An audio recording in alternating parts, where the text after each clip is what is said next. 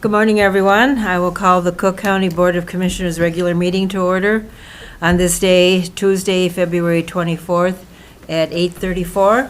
We begin our meeting with the pledge. Please rise.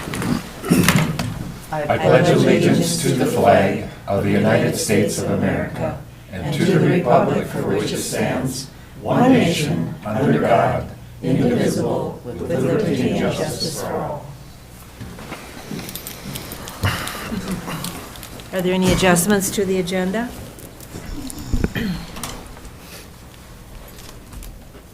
I'll hear a motion to approve. Make a motion to approve the agenda. I'll support. Okay. All in favor? Aye. Opposed, same sign. At this time, we have public comment period where the opportunity for the citizens to appear before the board with their concerns. As I look out into the audience, is there anyone who would like to appear? Seeing no one publicly, then I'll turn to any of the public comment from the commissioners. Commissioner Sullivan? Thank you, Madam Chair. I do have a letter that I received from the Cook County Coalition of Lake Associations board members, and I provided a copy for all our commissioners and those here on the dais, but I'll read it for the public. Dear Cook County Commissioners, the Cook County Coalition of Lake Association Board, representing 21 Lake Road property owner associations throughout Cook County, has been studying the threat to human health, wildlife, the environment, and the region's economy posed by copper-nickel sulfide mining. COLA's focus on this is promoting responsible lake and shoreline management practices with the goal of preserving water quality, healthy shorelands, and wildlife habitat. Copper-nickel mining in proximity to the Rainy River and the Lake Superior watersheds raises several troubling concerns we would like to share with you. Water pollution from toxic runoff. Two proposed copper-nickel sulfide mines, New Range seeking to mine the Polymet site near Hoyt Lakes, Minnesota, and Twin Metals near Ely, Minnesota, risk contaminating waters in Cook County and permanently polluting the Boundary Waters canoe area. These two mine projects and the larger future New Range mine project on the Mesaba deposit site would contaminate the Rainy River and Lake Superior watersheds that serve as major sources of drinking water for residents of Cook County. If these mines open, they would likely produce acid mine drainage and cause irreparable harm to downstream waters. Irreversible damage to the environment. Every sulfide mine in a water-rich environment has polluted surface and/or groundwater with acid mine drainage and or toxic metals. In addition, sulfide ore mining in northern Minnesota would increase mercury contamination of fish.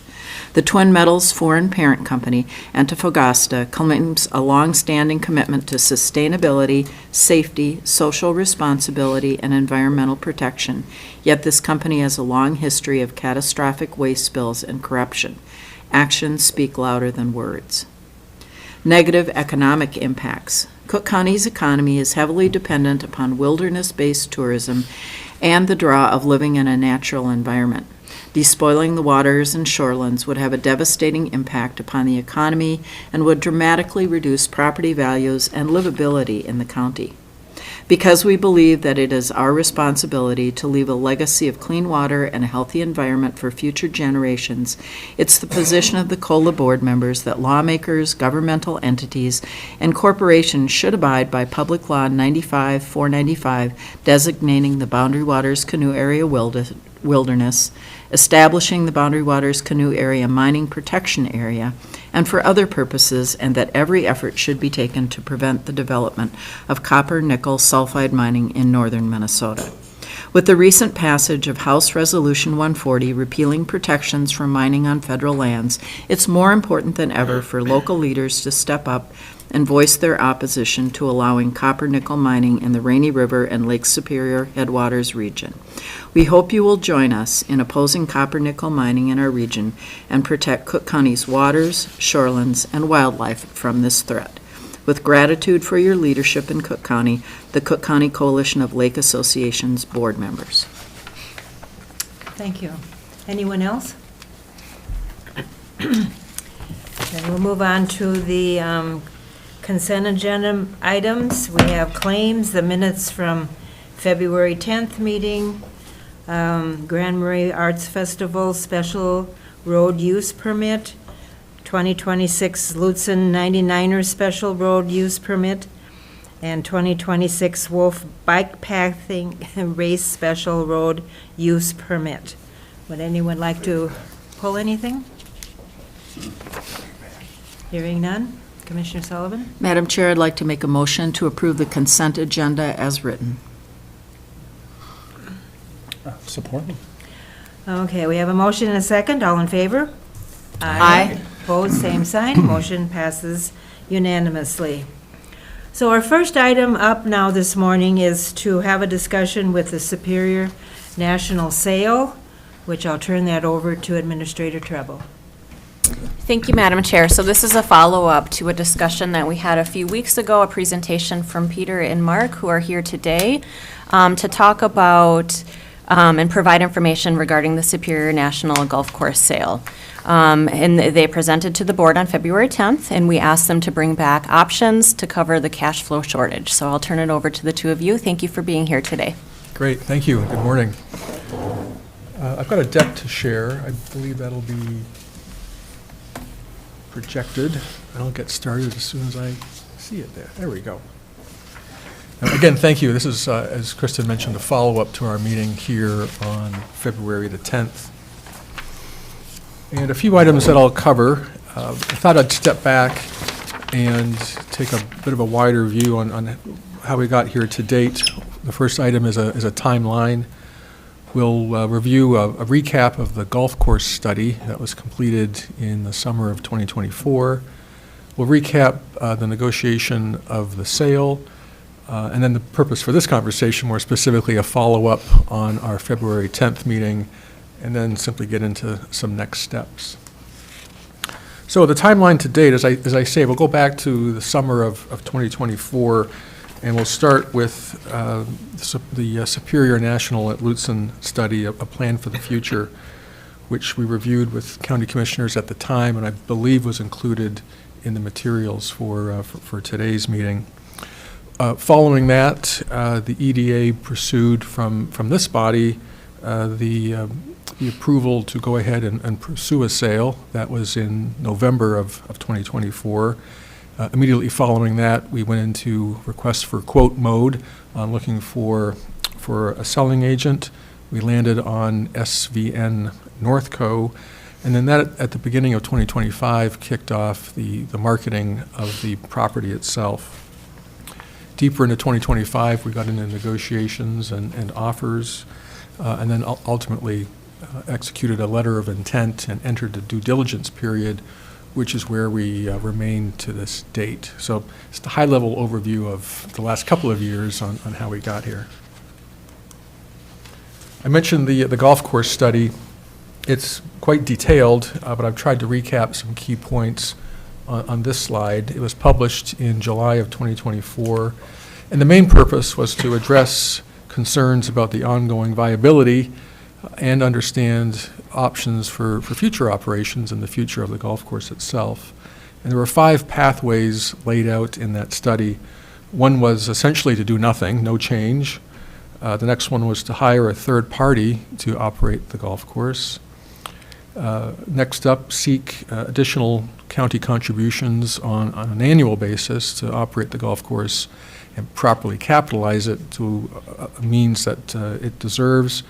Transfer ownership to Cook County, and lastly, go ahead and sell Superior National, which is obviously the path that we chose. And we did so really with the best interests of the county and importantly of its taxpayers in mind.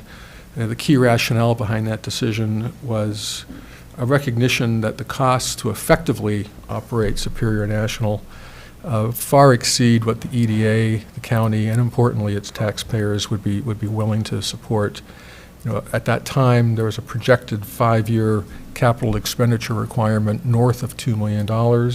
Some of that we've now seen in reality required additional labor increases on an annual basis over $300,000. If we were to go down the route of third-party management, another $170,000 on top of that. So as you can see, both the annual expenditures from a labor standpoint as well as the expected capital improvements over a period of time were not insignificant. So it made, in our view, the decision, although painful from an emotional standpoint to give up such a beautiful property, the importance of keeping it viable and functioning here in Cook County for both the residents and the visitors in a properly capitalized way led us to the conclusion that selling it was the way to go. So with that, the marketing and negotiation, including ourselves and SVN Northco, there were over 50 inquiries into the golf course property. But to be fair, about 12 deep dives, those folks that wanted to visit it in person, study the financials, et cetera.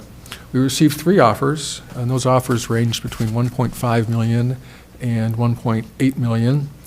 We countered 2 of them based on their ability, in our view, to successfully operate the golf course at 185, and Brady Hatcher, as we now know, accepted that offer. Taking us then to, more specifically, the follow-up from our February 10th meeting, where we discussed 4 study items: renegotiate with the buyer, utilize the revolving loan fund secured with that Gunflint View receivable that the EDA holds, contained within the EDA budget entirely, and our original proposal, that is to, again, leverage the Gunflint View receivable, but use a Cook County bridge loan for that period between now and no later than September of 2027, when that Gunflint View receivable comes due. So starting with the renegotiation with the buyer, we've scored these from a viability standpoint, and this we have consensus on scores quite low. We currently have an agreement with the buyer to sell a full functioning golf course for $1.85 million. It's not currently a full functioning golf course. Opening up renegotiations, in our view, and the view of Fred Dutterer, might result in not only a lower selling price, but the buyer throwing up his hands in exasperation and walking. This one is one that we strongly recommend not pursuing. We did look at the revolving loan fund, and that was actually quite attractive at first, but as it turns out, the statute that supports the revolving loan fund itself negates the ability for the EDA or the HRA, for that matter, to access any of those funds. So unfortunately, that one is off the table. Containing within the EDA budget, this one we're scoring with medium viability. There's currently $100,000 of unencumbered funds from the Small Business Development Grant Fund program. For 2026, we've got 3 review cycles for the grant program. One is currently underway.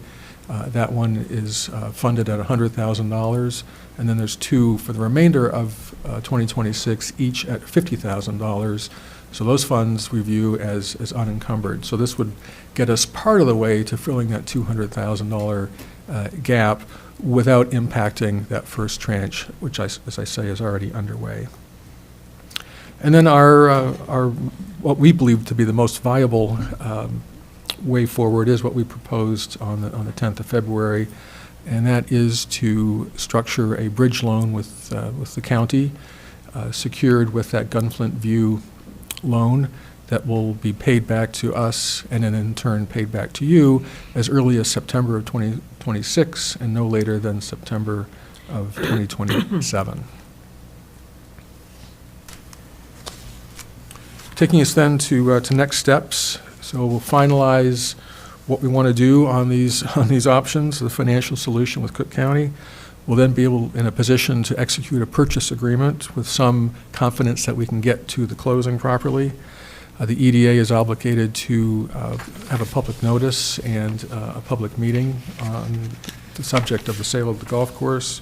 That kicks off that 90-day right of first refusal with the Nelson family, which in all honesty might be less than 90 days, but they'll be provided up to 90 days to answer us on that, which will then get us to closing. And following that, the completion of that necessary irrigation and septic work. So thank you. Thank you for putting all this rearranging together for us to consider, and I'll open this up for discussion.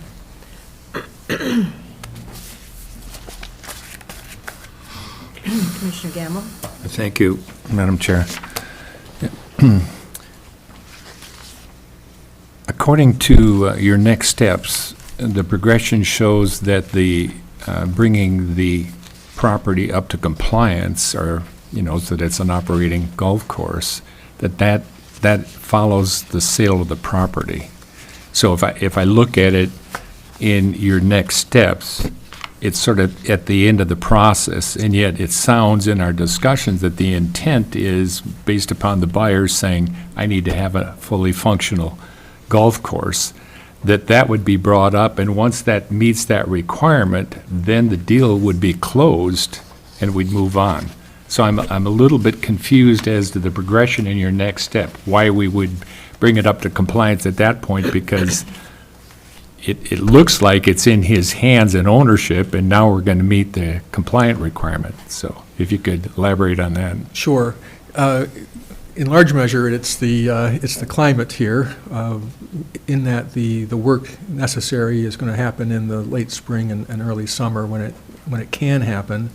Those monies would be put into escrow so that we're obligated to bring it up to compliance. Yes, after closing, but obligated to do so with real money in an escrow account. And regarding that escrow account, as you might recall, those figures, it totals $500,000. That's 150% of our current visibility to what these actions will actually cost.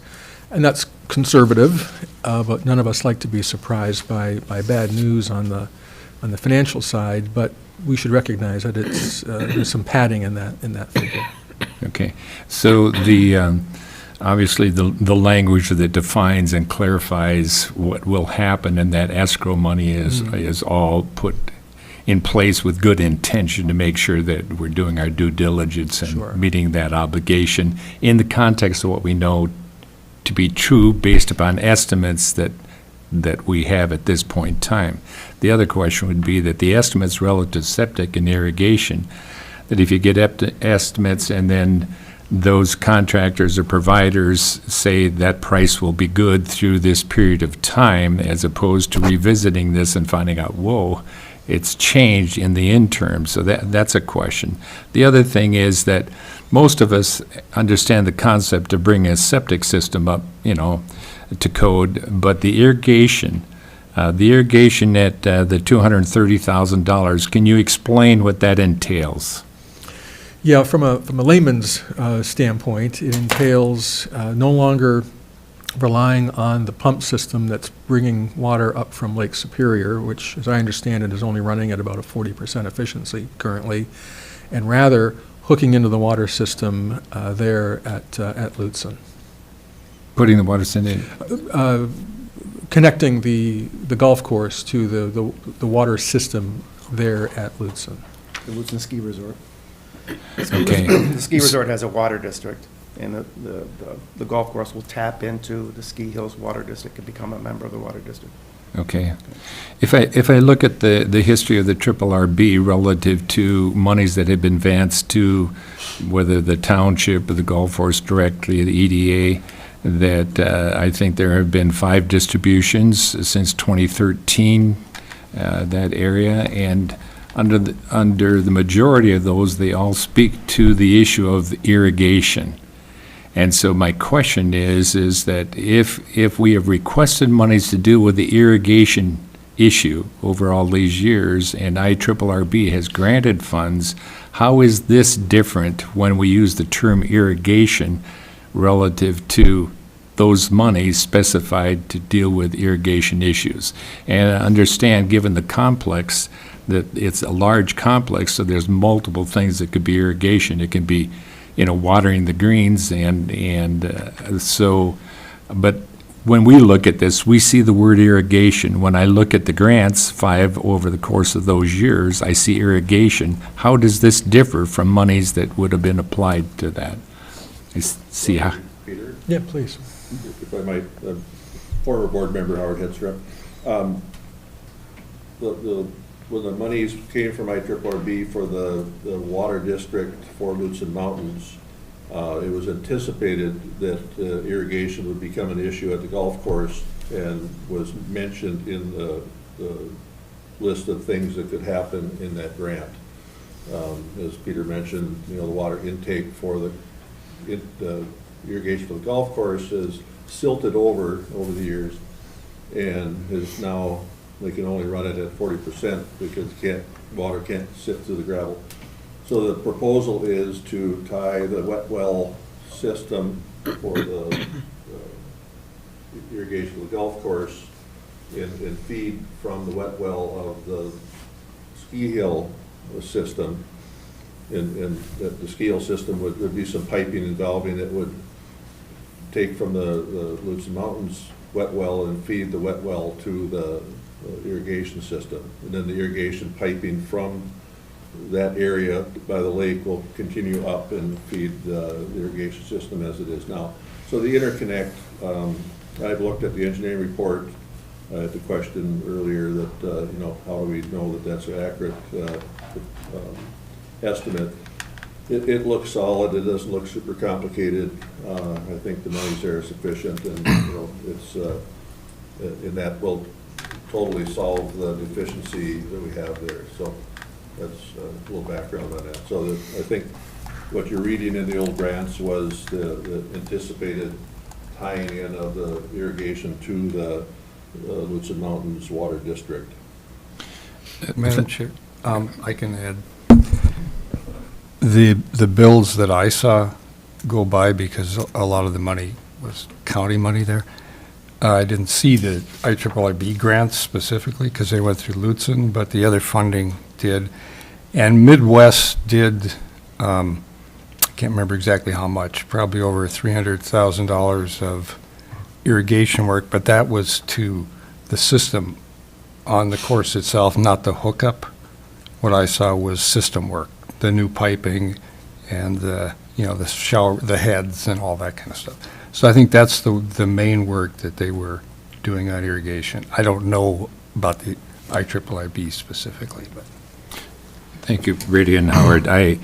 In the question, and those that are stewardship of those dollars designated for irrigation, my point is that in looking at the history of that, if in fact the hookup was part of the request for those dollars from IRRB and it didn't happen, then that would be a question that gets raised. So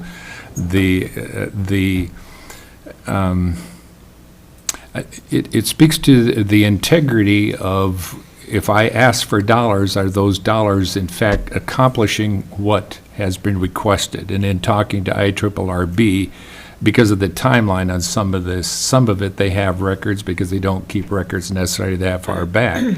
But it was to my point that if the irrigation ask at this point in time was something that had been specified to be done back then and it wasn't accomplished, I just want to verify that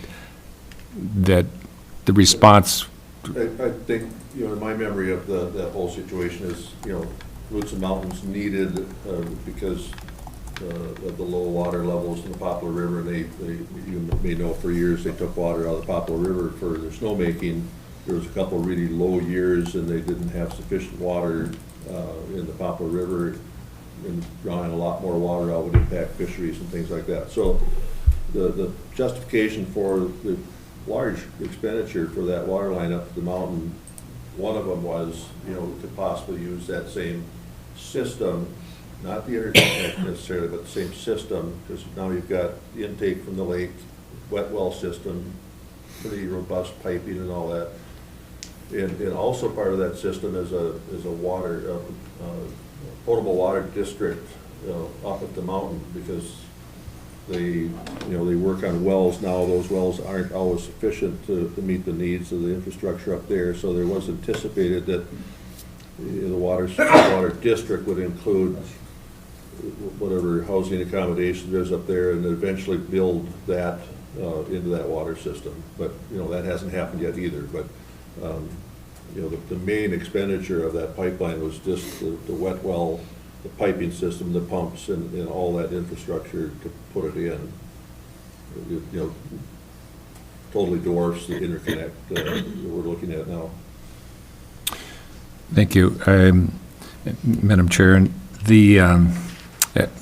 as commissioners, we attended the AMC conferences, which they have, and at the conference in December, one of the presenters had made a comment which I underlined and made a note on. It's ask the questions that need to be asked. And so respectfully, that's why I'm asking the questions, just for clarification, and so both the public and commissioners are informed as to the history and the context in which this request is being made. You mentioned the escrow account relative to setting aside money to complete the work to bring it up. How come that an option that is not listed, and we didn't discuss in the previous meeting, that if monies that were used as escrow and by a well-intentioned buyer committed to make the purchase, that if monies were set aside in that purchase price to fund the improvements, so that the price of the property would be reduced by the amount of money we're projecting its cost to bring it up to compliance. If that money becomes the escrow money or in good faith deposit, and both parties clearly define intention, that money could be used with a reduced price at no interest and accomplish the same thing. It's just another mechanism for funding, if you follow me. Yeah, I'm not sure I do. I'm focused on 1.85 for a fully functioning golf course. So that's 1.85 at closing, and what we need to bring to closing to get that second piece, which is fully functioning golf course.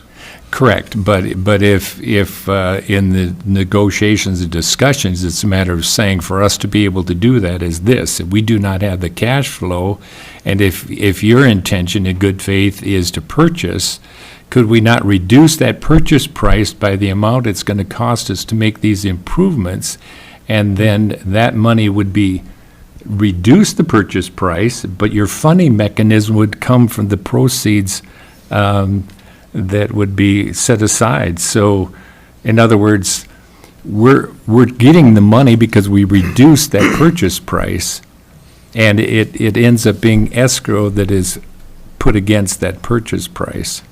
It's just another option that looks at it from the standpoint of we're looking for funding. What are our options? And one of them would be to reduce the asking price and by that amount, but Excuse me, I don't think it would change the net amount. We'd still be a minus 90 at close, irregardless. If you reduce the asking price by 500, so now it's at 1.35 sale, and then we no longer need the 500,000 escrow, you're just moving 500,000 from A to B. It doesn't change the net number. The net number is still a minus 90 at closing. okay. The way I understand it. All right. The other thing, has there been any preliminary draft as to what the document would look like if, in fact, the money came from the county's reserve fund? Has there been any preliminary draft as to the detail, the terms, specifics related to that? I can speak to that, and not at this time. That's something that we would need our county attorney to work on, and I have not seen a draft yet. Okay. Well, I would suggest that if this is how we move forward, taking money from the county's reserve fund, that those terms in principle be discussed so that what we do with the county attorney and as commissioners, that those are clearly defined and that they aren't ambiguous. Everything is straightforward and understood by anybody that would look at the document, so that we cover our bases and make sure that we're being good steward of taxpayer dollars. Yeah, couldn't agree more. As I've reminded Administrator Kristen, we're on the same team here, and so I think the terms can be quite clear and executable. So no issue there whatsoever. Yeah, and just being clear-eyed about this whole process is not a statement of opposition. It's a statement of stewardship responsibility of taxpayer dollars. And Agreed. so as I said when you made your presentation previously on the 10th, I couldn't affirm more emphatically that we need to get out of the golf course business. It's just how we go about this, and we want to be sure that we are good stewards. So thank you for the time. I guess I kind of am looking at just the equipment. And once you get the two systems with the golf course and the ski hill merged as one watering system, does anything have to be replaced? Has that been considered in the money? I don't know if anybody went through the whole system. When I'm there, it's like they're watering on this 10 and they're watering over the here. They don't water all at once because everything needs a little bit at a different time. So equipment, viability, and has anybody looked into, does that have to be replaced at any time? Yeah, my understanding is that part of the study that was undertaken in the fall included overall capacity of the water system itself. So my understanding is that has been taken into account. Okay, it's just the hookup between the two systems for the water. Okay. Any other comments? Commissioner White? I just have a question for posterity and for the history. Do you have a 3-ring binder documenting the life of the golf course, the grants that the grants that were pursued and where the money went, just so it's a historic, it's part of the history now of Cook County. And so is there a written or online somewhere documentation of we got grant funding from the IRRB this year and then this year? Because that would be of interest to current people, but to the going forward students sitting in a classroom. I don't know. But it would just be good to have that because no one here will be here in 20 years. Maybe one. To remember, let alone remember specifics. And so I was wondering if you have that information detailed and compiled for future reference. No, it's a good question. Much of the information, if not all of it, exists at the EDA office, but I can't overpromise and tell you that it's in one clean 3-ring binder that's been compiled, but I think that's a terrific suggestion. I've seen much of the history in the various files down the road. I don't have a 3-ring binder, but I do go way back to the original one in 33 years ago when it was first formed. Yeah. You weren't here 33 years ago. I was here, yes, I was. Not a chair, no. Thank you. Administrator Treble. Thank you, Madam Chair. And regarding the financial piece of your question, it's my understanding the EDA has had an audit every year. Correct me if I'm wrong. But we would maintain that documentation as well and have that both at the county and the EDA. I think that study had quite a lot of information. Oh, it does. Too, Yeah. so that's a Pages. very good compilation, I think, but maybe not all of it. So. Well, I'm not going to read it, whatever you put together, but I'm just Yeah. thinking it's a good idea value. to have that. There's value in that. Yeah. It's good night reading. Commissioner Gamble. Thank you, Madam Chair. The other thing to be mindful of is that the money coming out of our reserve fund, that if we're getting 4 to 5% on that we're talking somewhere between $15,000 to $20,000 based upon the earnings that come from that type of investment. So looking at what the interest rate would be on this $200,000, just being mindful if when we set rate that we're really taking money that's been earning us revenue out of that fund. So over 22 months. The other thing, when you put that schedule in, I think September 26th through the 27th, that is this coordinated with payments that are you you are getting from Gunflint View, or is it a balloon type thing where when you get that money, then you make payments? How would that be? And that's something that should be addressed in the terms of the document. Sure. We're getting a balloon payment at 4% interest. And is that balloon payment coming during that time period, or is Yeah, there a set date?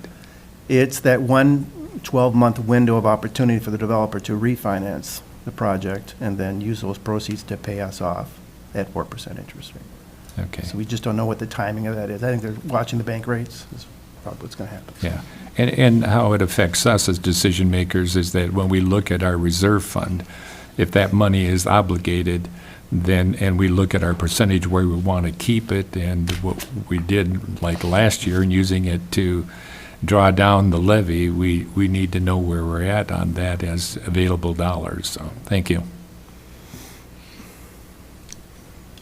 Commissioner Sullivan? Madam Chair, I'd like to make a motion to use $200,000 from Cook County Reserves to bridge the funding gap for the golf course. Support? Any further comments or questions? Commissioner White, did you have anything? Not related to this question. Commissioner Gamble? Thank you, Madam Chair. Brady, any idea what we would set that rate at, interest? We could set it at what our money market is earning. That's where most of our funds are. And that's in the neighborhood of 4% right now, the same interest rate you guys are looking at. It's probably a little bit less. Okay. And so, thank you. And just from the standpoint of public's awareness, that if we take money from our reserve fund, which is basically taxpayer money that we've accumulated, and we have been earning interest on it, if we set it at the rate that we've been earning that interest, then our stewardship of those dollars, I think that would be acceptable. So just to restate, as commissioners, we're entrusted with responsibility in making decisions. Our decisions should be reflective of the communities that we serve. So it is not a personal opinion, it is not personal disagreements. It is stewardship responsibility and asking questions and making sure that we are good stewards of what we've been entrusted with. So if as a commissioner I was elected to make decisions based upon my personal opinions and my personal biases, I would be in trouble, or I should be in trouble. But given the responsibilities that come as a commissioner, those decisions need to be vetted, and commissioners need to be informed in making decisions. There are a lot of issues that I have had with the proposal that have come from the EDA. I've been part of that in my previous term, and the history hasn't been a good one. That's an honest assessment. And there, as I said in the meeting on February 10th, part of my frustration with this is that we cannot continue to bail out. We cannot continue to use taxpayer dollars when there hasn't been good decisions that have been made. And we can look at the golf course at the point that the expansion was going to bring in additional revenue, and yet the $160,000 to retire those tax abatement bonds has been coming from our lodging tax. So we can't be sold something that doesn't deliver on its promises. And without that accountability, it gets really frustrating. But the conflict here is that accountability integrity with trying to unload something and do it in a way that is the least impactful to our taxpayers. So the learning lesson from this, for me, is a standpoint that I don't support this. The wanting to facilitate unloading a responsibility that's been an albatross to us, there's been benefit that people have appreciated, but it's been at a cost. And the business park would be another example of it's at a cost. And so when we are told something will be successful and it won't impact the levy, and it doesn't happen, that accountability needs that accountability. That's why I would lack the support for this, because of that principle, but because I would like to see this happen and make it happen responsibly on behalf of taxpayers, then I will support the motion. But I want that understood. It's a conflict. But I don't represent my opinion. I represent what's been entrusted relative to stewardship of taxpayer dollars. Thank you. Brady, clarification, what is the interest on the money market right now? I don't know exactly. It's around 4. It might be just slightly under. 4? So, and I would request that, we make the motion to include upon final agreement contract, loan agreement. Mr. Sullivan? And I'm happy to amend my Okay. motion. I'll support that amendment. Further comments?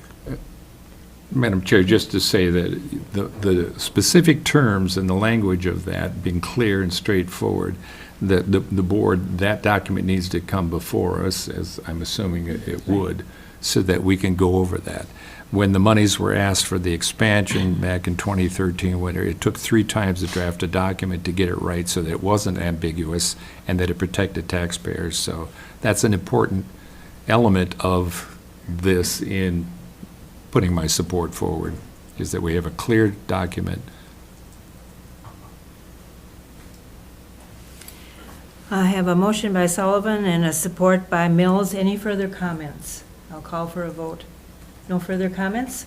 All in favor? Aye. Aye. Opposed, same sign. Motion passes unanimously. Great, Thank you for reviewing everything again, and Administrator Treble with working with them. Thank you so much. I have a question, not from, just, it's about the EDA. Okay. I think it would be good if we could have a discussion about the EDA sometime, because my understanding is the EDA was created specifically for the golf course, and when the golf course was no longer a responsibility of the EDA was to dissolve. So times have changed, and I don't know where we're at. I just would like to have a discussion about that. So, and that all comes probably before Howard too, so it's in the very beginning. Not personal, but taxpayer dollars. Thank you. Thank you. Okay. We're going to move on to the highway now. We have authorization to purchase a Mack Tandem axle plow truck. Good morning. Good morning, everyone. Morning. You're gonna have to deal with me talking about equipment. Matt is in sunnier places at the moment, so. They are yellow and they come with wheels, so. No. I've seen those. Yeah, that's us. A little moose on the side. No, so yeah, but the first thing we'll talk about is approve a scheduled purchase of a Mack Tandem plow truck for little over $366,000. I'll just read the summary so everybody and anyone that's watching can hear it. Our Tandem plow trucks are on a 14-year replacement schedule. 4 trucks have been approved and ordered since 2023. 2 of those trucks will arrive in March and the other 2 in September of '26. We ordered trucks 2 at a time based on long lead times. Industry-wide, that's been an issue, and we've talked about that here and in Highway Committee on and off. But since then, we're caught back up, which is nice, so we're going to go back to just doing 1 every single year. We budgeted the purchase of 1 Tandem in 2027 per our approved highway equipment replacement schedule. Order will be placed this year for delivery and payment in the first quarter of '27. Price of chassis and plow equipment reflect the current state bid contracts. If you remember, we buy all of our things off of the state bid. What was interesting is Matt had put together some numbers over the last 5 years or so, and the price has increased about 28% over those 5 years. So it was a big spike after COVID, which we've talked about, and everybody knows, you name the thing, it's more expensive post that. But we're seeing it come back down to just kind of I'll call it a normal inflationary level, which is nice.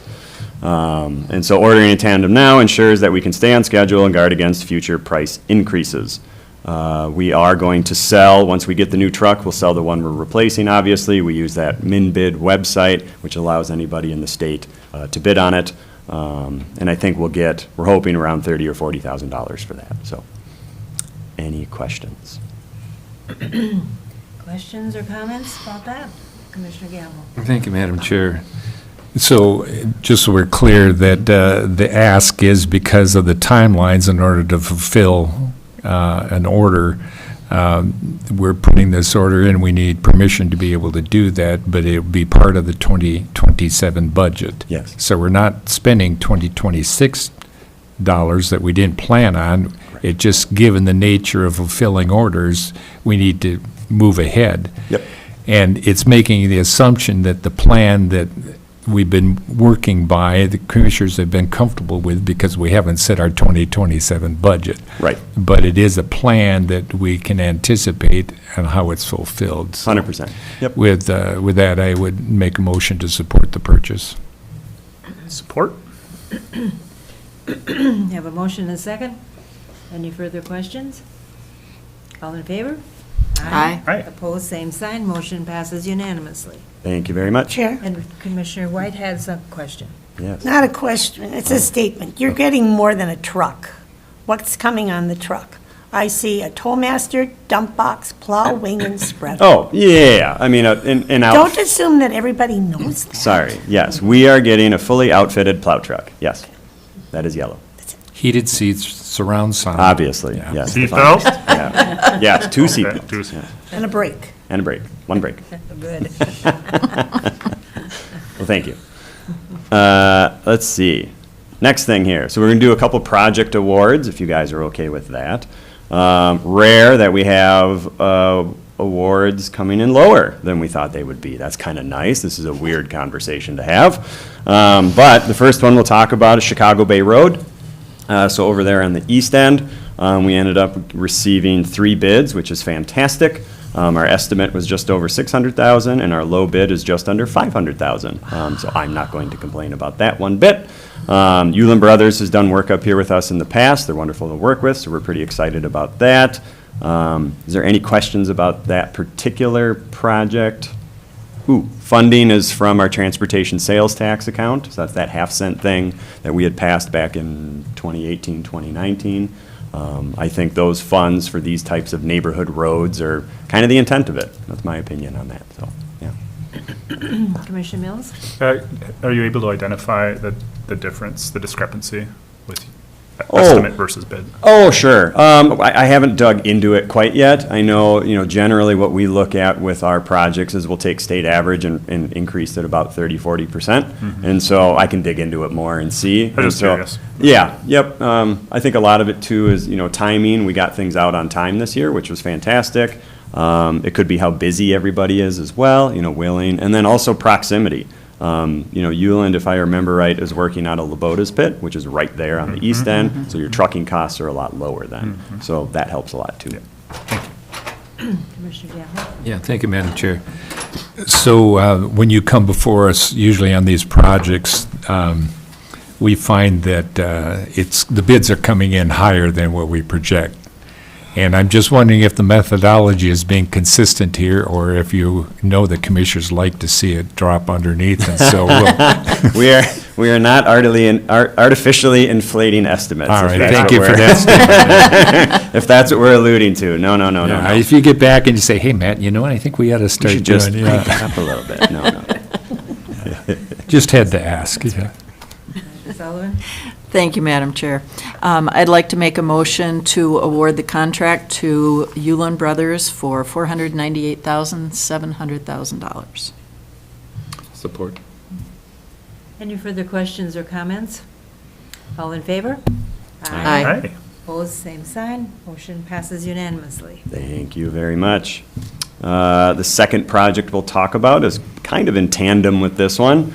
It's the Arrowhead Trail project. It also includes a box culvert that's going to go where Otis Creek is, right there. That's a flooding issue that we've experienced over the years, and so we're going to upsize that into a box. Again, very similar situation here. Our estimate was just over 2.2. Low bid is just under 2.1. I'd say that's pretty on the money, which is great. Funding for this one comes from our annual state aid allocation that we get from MnDOT. And then I actually was just told the other day, we're actually going to get a little bit of bridge bonding. which we weren't guaranteed before. So that's another $170-ish thousand to go towards the bridge. So I'll take that. Any questions with this one? I'll make a motion to approve award SAP 016-616-008 to Yulin Brothers. Support. Any further questions or comments? All in favor? Aye. Opposed, same sign. Motion passes unanimously. Wonderful. And then the third thing I'll add with those is, since it's come up in conversation a lot, part of those projects buried in there is resurfacing the North Road, that little chunk of the North Road there. So that is getting done. It's not explicitly called out in these. We are waiting to have our contractor, and then we'll issue a change order to make sure that that gets incorporated. So just as a heads up. Yes, Commissioner White? I would like to thank you for saying that out you're loud. very welcome. I could read your. The vibes are going. Commissioner Gamble? Yeah, thank you, Madam Chair. I also appreciate the fact that when you are putting these forward in the packet, that you're indicating whether or not these are levy dependent or where the money is coming from, and that's helpful. Mm-hmm. So whether the public is reading the packet or not, these projects and to a large degree, because of your resourcefulness and your focusing on it, you're bringing a lot of dollars in, which helps our infrastructure. So I appreciate that you note that in the packet. Thank you. Thank you. All right, and then the last thing that I'm sure will be a very short conversation is our discussion about subordinate districts, putting together a working group. I thought that we had a great committee of the whole discussion about that, really trying to see what this group would look like, what its purpose is. And so I think at the last committee of the whole, we were Kristen and I, or Administrator Treble and I, were tasked putting together a charter of some kind, just to really say, here's what we'd like to see as far as membership, what's the purpose of the group, what's the format, who's doing what, kind of rules and how the thing will operate. And so I'd be curious, I don't want to read the whole thing, I can if you want, but no, okay. But maybe at a high level, I think, really the purpose is, we've identified issues on kind of the behind the curtain side of things, and there's potential issues on the delivery side of things. And really what the purpose of this group was, or I think what the purpose of this group should be, isn't to recommend either keeping or dissolving subordinate districts. It's problem solving. It's bringing together representatives from each of the districts, as well as folks that aren't in districts. So if you're on a private road or an HOA or POA, something like that, to bring everyone into a room together, kind of just lay out all the problems and start ticking them off. There's no wrong idea. If an idea is hiring 3 people, that's the idea, and then we bring that to the board for consideration then.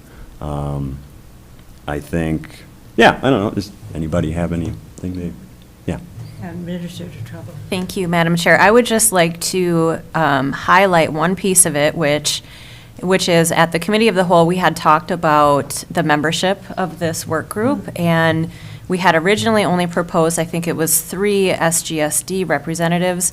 We have changed that per the discussion at Committee of the Whole, so that we do have in this draft or this recommendation 1 representative from each one of the SGSDs. So I just want to make sure that everyone noticed that in the document as well. Commissioner Gamble? Thank you, Madam Chair.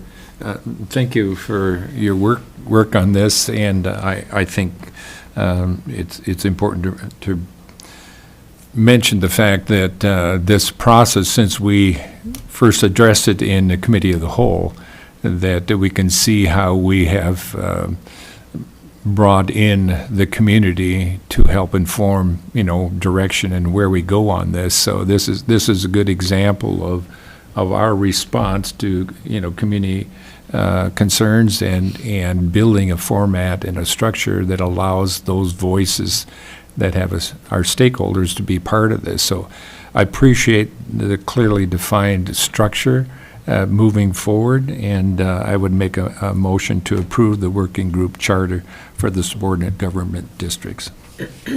Support. All in favor? Aye. Aye. I guess my comment would be about when would you want to start this? Well, I think this is step number one, this. Yeah. Wonderful. Okay. And so then what we'll do is we wanted to put together a survey as well to send out to the liaisons to then either distribute to their, distribute to their districts, and really start gathering what their additional issues are, because we have a list. I think I have Commissioner Sullivan's notes and if you guys have any notes, please pass them along. And so that starts the list. I have, everything that we've put together kind of on the back end, the issues we've identified, not just with the Highway Department, but the Auditor's Office and MIS as well. And so if there's anything else, that is kind of going to be the starting point. And then we'll have that survey to see if there's anything else to get in there. And so really, it'll just depend on how quickly we can assemble kind of representatives from each district. I mean, I don't envision anything starting, the earliest would be like April. Because it's going to take a minute to get this stuff together, and then also find a time that is going to work. The intent with this is to, I don't want to do it on like a Wednesday at 7 o'clock at night. I could see, something maybe towards the end of the day, if it's a 3 to 4, 3 to 5 o'clock time frame, something like that. Because then even if people have to work that want to be a part of this group, it's not interrupting your entire work day. But we'll figure that out as we get going. So I wouldn't envision anything sooner than April. Yeah. Well, probably at this time it'd be appropriate for two commissioners who would want to work on this, so we'd have that addition. Commissioner Sullivan? I would, as you know, be happy to serve on this group. I also want to thank you for the timeline you put, 6 months to a year. I think back to our Passion Pit Committee a few years ago, it was really important to have a timeline to guide and to plan for decision-making and recommendations. So I really appreciate that, and I think it's a very realistic timeframe. I hope so. Commissioner Gamble? Yeah, thank you, Madam Chair. I think at our discussion of committee whole that, given the distributions of committees, whatever, that it was suggested that I would serve as on that committee as well as one representative commissioner.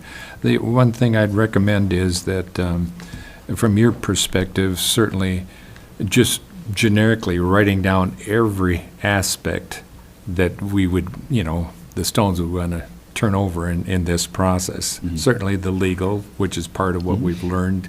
And so just putting down all the generic things and then anybody else too, so that we have identified, the outline of what we're going to address. Mm-hmm.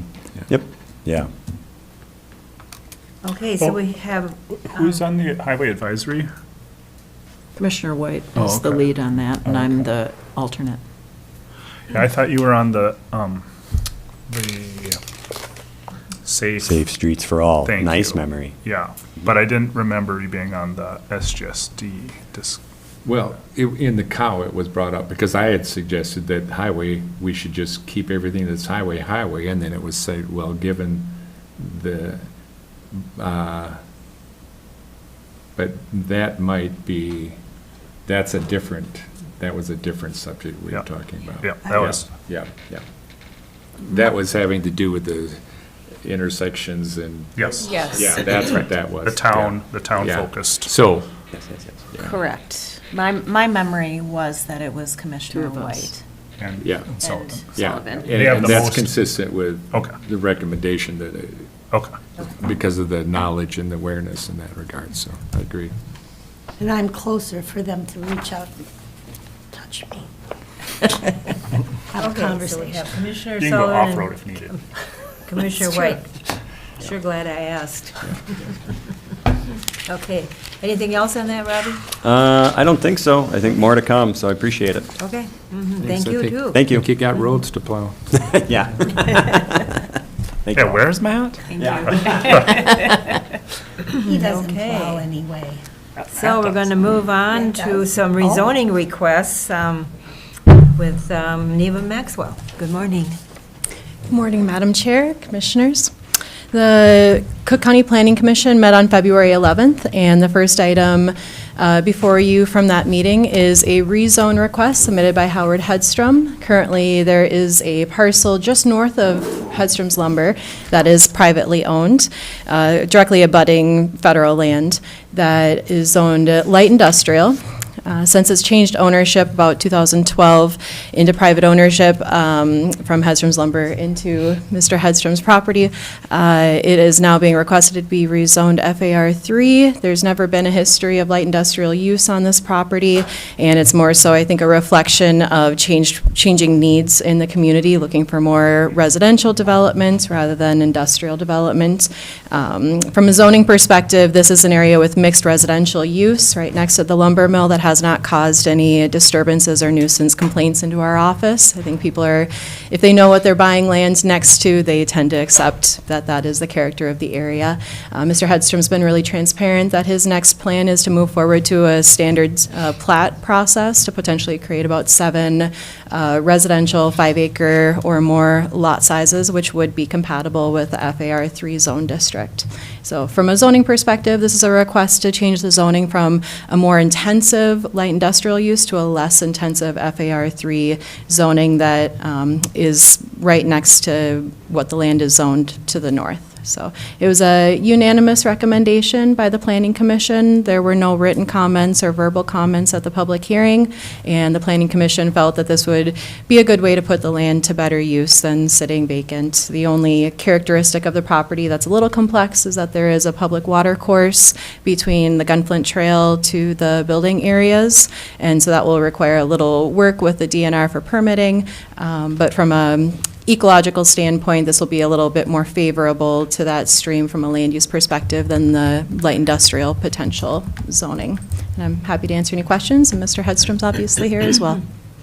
Questions or comments? Commissioner Sullivan. Thank you, Madam Chair. I've had an opportunity, since this is in my district, to speak with constituents who are very pleased that this has the potential to become FAR 3 land where we can add some housing. It is immediately off the Gunflint Trail, and Mr. Hedstrom has agreed to work with the DNR to provide access to the 7 or more lots that could potentially be created. So I can just say from the neighborhood perspective, people really appreciate that and are glad to look at the opportunity for more housing. Okay. Commissioner Mills? Is FAR 3, is that where Roseau can be allowed in FAR 3? It could be. Okay. Any further comments or questions?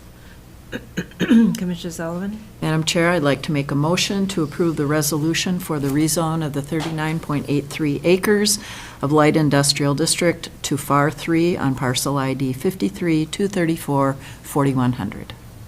Support. Any further comments or questions? All in favor? Aye. Aye. Opposed, same sign. Motion passes unanimously. Thank you very much. Yeah, that was Thank easy. you. Thanks, Howard. Thanks, Howard. The next item, Madam Chair and Board, is the vertical bridge cell tower conditional use permit amendment. The agent for the application is here, Mike Beanick. The Planning Commission did hold a public hearing for this amendment. This is essentially, broadly speaking, a request to change the location of the cell tower on the same parcel from the original location due to wetlands being present that prohibited streamlined permitting for that original location. There was a lot of discussion at the Planning Commission, and ultimately the Planning Commission voted 5-2 to recommend denial to this amendment request. And the nuance to this is that the Planning Commission felt that by recommending denial, this would make the permitting pathway to the original location more feasible, because they're showing that they're meeting efforts to avoid wetland impacts. So state wetland regulations require that you first try to avoid wetland impacts, or at least minimize them, before you get authorized to do those wetland impacts. And so this conditional use permit request to fully avoid wetland impacts was an attempt to meet those state wetland regulation requirements to try to avoid those impacts. The Planning Commission felt that this new location that does fully, largely minimize wetland impacts, was too close to two residential structures, that it was within 1,000 feet of residential structures, so there was also a corresponding variance request before the Board of Adjustment. The Board of Adjustment unanimously recommended denial of that variance. They felt that it was too close to those residential structures as well. So this puts the applicant in the position to potentially look at alternative locations on the property. It's important to note that the original conditional use permit is in effect. That's not changed through this process. This was just a request to change the location of the cell tower. And so just yesterday, I received a written request by the applicant to withdraw this conditional use permit amendment. And I believe Mr. Beanick is here, and he would like to address the board with a few words, Madam Chair. Thank you. Questions or comments? Commissioner Gamble. Thank you, Madam Chair. I appreciated the deliberation and the discussion that was had in the process of evaluating this. And I often say that there's a lot of decisions that get made emotionally based upon assumptions and whatever else, and it's important that our structure defines how we go about saying yay or nay on things. And when we establish policy or laws, statute, regulation that directs those decisions, it's important that we comply with that and that we're not quick to change intent that was provided by that structure. So when I look at this, it is well thought through. I think the people that expressed their concerns, those concerns were addressed. There were multiple things that would have to change based upon our responsibility to be protective of those things that are important. And so I would support the recommendation moving forward, understanding that there's options to address this as provided under, the policy that exists. So I would support the motion recommended denial of the amendment of the conditional use permit 2024-8 CUP and allow the applicant to proceed to identify an alternative site in accordance with the State Wetland Conservation Act.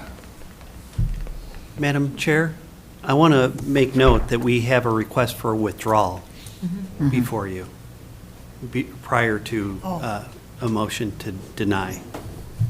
I would request that you honor that.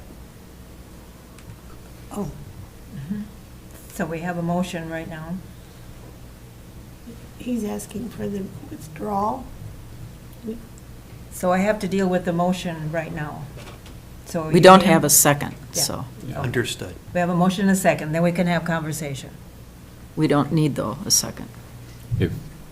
If at this point I can withdraw the motion for that discussion to entertain. Okay, we'll withdraw the motion in Yeah. a second. Yeah, there wasn't a second, so I withdraw Okay. my initial motion, yeah. Yes, go ahead, sir. I just wanted to be very brief. As Ms. Maxwell had mentioned, we went through the process. At the time we had reapplied for, or applied for the conditional use permit amendment, we were having issues with the wetlands, and therefore, we needed to go through the process. Unfortunately, as was stated, there was some opposition due to proximity to residential structures, and therefore, the Board of Adjustment unanimously denied the actual variance request from the separation. So essentially, the conditional use permit cannot move forward at this point because we don't have the variances in place. And just to be a little bit cleaner, we decided that it's appropriate to withdraw. As Ms. Maxwell had mentioned, by going through the process, that gave us the ability to talk with the state about the wetlands credits, because the one item that we lacked was the requirement to look at alternative options. And so by going through the process, we have effectively explored that option. So we're going to be working with staff on getting the building permit. to move forward with the original location, although there is still the very, very slim likelihood that we could be back again, if it doesn't work out. But I believe we've met the standards we need to, so we're going to be looking very hard at getting the permits started. But more importantly, I just want to say what a wonderful staff you have. We've been working with Ms. Maxwell and Mr. Travis for a good part of over a year now, trying to get everything through and squared up, and they've always been very cordial and very quick to answer the phone or an email to keep things going, and that's been really, really important. And I just want to say how much I appreciate them. Thank you. Thank you. Thank you. Okay. So by the denial, that would allow you to go ahead and do further research and all of that. Correct. So that's where we're at. Commissioner Mills? I think we don't even need to do anything, Okay. is We do what's, not. yeah. So- At this point. Right, yes, I can confirm, Madam Chair, that we got the request in writing, which is what we need to satisfy the withdrawal. Okay, Yep. so we're Thank you good. very much for your time. Thank you so Thank much. you.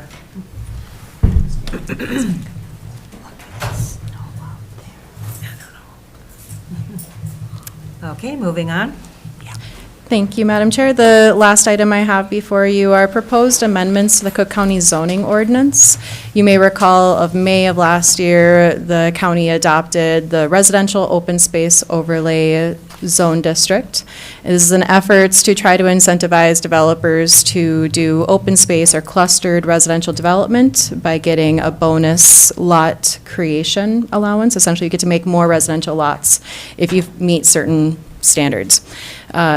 Following that adoption, the Cook County HRA Director and myself held a few meetings throughout the county, Hovland, Colville, we went up the trail, over to Schroeder, and in this room. And we held community conversations, kind of I wouldn't call it exactly a town hall, it was less formal than that, but listening sessions, opportunities to educate people and help them understand what this new overlay district is, and hear from them as well of what their thoughts might be. And through those discussions, one thing that we heard was concern about how this decision would be made. Where are these rezones going to occur? How are you going to decide if a Rezone district should be adopted near town or up at the tip of the Arrowhead Trail? And so if we consider what our current rezone criteria are, like Mr. Hedstrom today, his rezone criteria, the type of questions that a rezone is asking is trying to get at the heart of whether or not there's been a mistake to the zoning ordinance or to the zoning map to correct a mistake, or if there's been substantial changes in the community, such as a comprehensive plan that drives the need to update your zoning map. We don't have an updated comprehensive plan. Our last land use guide plan was done in 2016, so it is on my radar to try to address that and get our community a new planning document. But until then, what we have is this Rezone district that's a little bit more malleable. We've got these eligibility criteria that's set in the ordinance. That's the part where it's the certain zone districts, FAR 2 or 3, non-shoreland, or within a half mile of a public road. So we kind of queried out. We said, these are the locations that we think Rezone is going to be eligible, just at a starting point. But then there's this idea of just because you're eligible might not mean the property is suitable. And so the heart of this ordinance amendment is to try to give you guys and the Planning Commission tools, the set of questions that you might want to ask when someone comes forward for one of these rezone requests, so that you and the applicant and the members of the public can all look at the same set of questions and try to figure out what does suitable mean for a Rezone rezone. Intellectually, intuitively, I think we kind of get it. If you have 40 acres of wetlands, probably not suitable for high-dense residential development. Or if you're way at the tip of the Arrowhead Trail, very far away from services, probably not the best location for residential development. So some of these questions are trying to get at the heart of those sort of things to think about. So in bringing this out there, we held those community meetings. These are kind of what got my brain churning about wanting to give you better tools for having these discussions and making clear, factual decisions. If one gets rezoned and one doesn't, what are the findings you would want to support that decision? We put together these draft findings in the fall of last year, and I presented them, I believe, at the October or November Planning Commission meeting, just informally to run this idea past them, and that they green-lighted us to move forward for a public notice. This was published in the paper. I also went on to WTIP and did an interview to try to get some information out to the community. I didn't receive any formal written correspondence. I've heard positive remarks, generally speaking. And one written comment letter too late, so I didn't get to submit it. But, so I haven't heard any strong concerns. You know, we are kind of inventing a new tool with this overlay district, so I think it's just going to take a little while for people to kind of understand it and understand the potential, and also for the market to catch up for it to actually work out, you know, in the business side of things. So the Planning Commission held a public hearing for this on February 11th as well.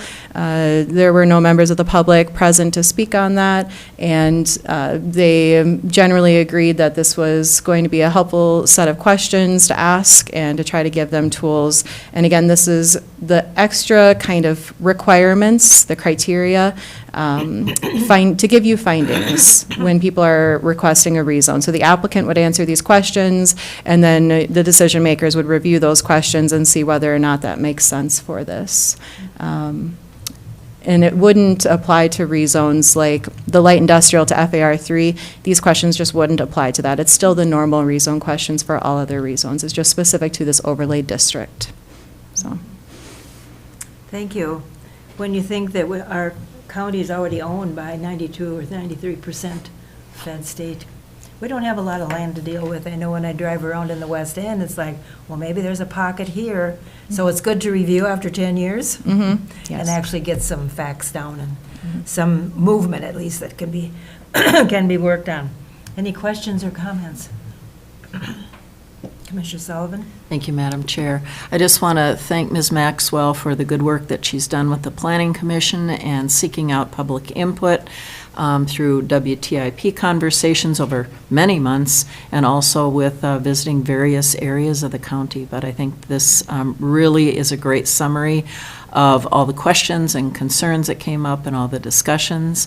And with that, I'd like to make a motion to recommend that the proposed amendment for the Cook County zoning ordinance regarding the residential open space overlay district be approved.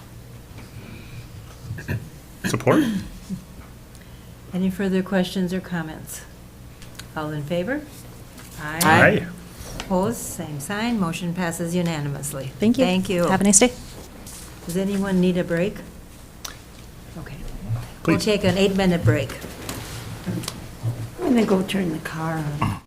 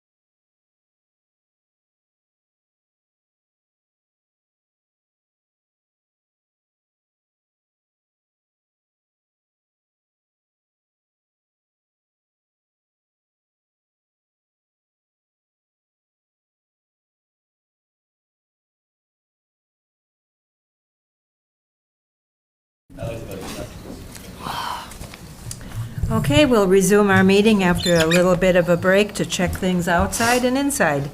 So we'll move on to the approval work shift for maintenance department by Allison. Good morning. Hi, good morning, everyone. Morning. All right, so today, this is kind of a unique item. We haven't had something like this to present to you all before. But between myself and we've got the Director of Facilities, Brooke Lassard, with us as well, presenting approval for some weekend work shifts for some staff on our maintenance, within our maintenance department. So what arose is we've had staff over the last decade plus that have cleaned the other facilities, more specifically the law enforcement center, on the weekends, Saturdays and Sundays, and that staff member now no longer works with Cook County, and so looking to continue the cleaning services and housekeeping specifically at that facility over the weekends as needed.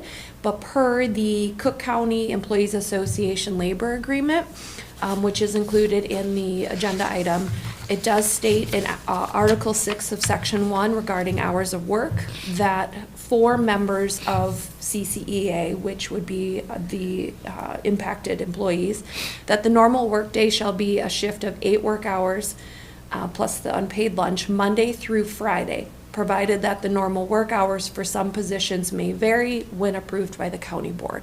So hence, that's why we're bringing it forth, looking for board approval to approve the potential for weekend work shifts. It's not a guarantee, but we're just kind of sorting through what the different options are. So to have the approval for the situations that there is a need for, say, custodial staff to be present at the law enforcement center on the weekends. So is the law enforcement center pretty much given, but if something else needs to have repair or work, like the Y or whatever, then they have to decide how that comes in focus? Potentially, but that would allow Brooke to have the option to be able to call in staff depending on what the need is, with approval of having those staff work on the weekends, because it would fall outside of the normal work shift as identified. Okay. It kind of covers anything emergency related as well. Okay. It's, you know, Yeah. a lot of things happen on Saturdays and Sundays. Like propane tanks going empty. and- Yeah, Yeah. yeah. And so we could also mention too, and I don't know, sorry, Kristen, your hand's up. So we don't know if this approval has ever been done I was reading your mind. That's one of my talents. We don't know if this approval has ever been brought forth to the board before. The paper records are obviously very difficult to search, so we figured just in case, let's make sure going forward that we have approval when there's a need for specifically the maintenance department staff to work outside those normal Monday through Friday shifts. Commissioner White? Do they get currently time and a half or comp time? When it happens? I mean, historically, it was just straight time because the shifts were decided to work on a Saturday and Sunday or just a Saturday. So they were just taking off a Tuesday and a Friday or something like that. So historically, it was just straight time. Okay. And I can add to that, thank you, Madam Chair, that we would follow the provisions of the contract for payment for those hours. Commissioner Gamble? Yeah, thank you, Madam Chair. So that would be my question, what's the provision of the contract related to those hours? Because my understanding and what you were saying is that when we looked at this, we weren't consistent in practice necessarily, or something changed that meant we needed to revisit this. And so if we revisit it, and you have a discussion in administrating staff and saying, this week we've got something, an event or this going on or whatever, and so why don't you take these days off, but it's still at the base rate, that would make sense. If what this does is it creates a situation now where we're going to be paying time and a half, then that'd be problematic. Yes. Right. Yeah. So I mean, on an emergency basis, sometimes that's unavoidable. Yeah. But if we were actually going to schedule a shift, it would not It would not be time and a half at this. It would be scheduled to Scheduled flex, shift, yep. basically flex schedule. Yep. So if there was a foreseeable scheduling situation where staff were scheduled to work on the weekends, then there would be an expectation they would not be working net hours during the week, because we do want to avoid the accrual of overtime or compensation time. Right.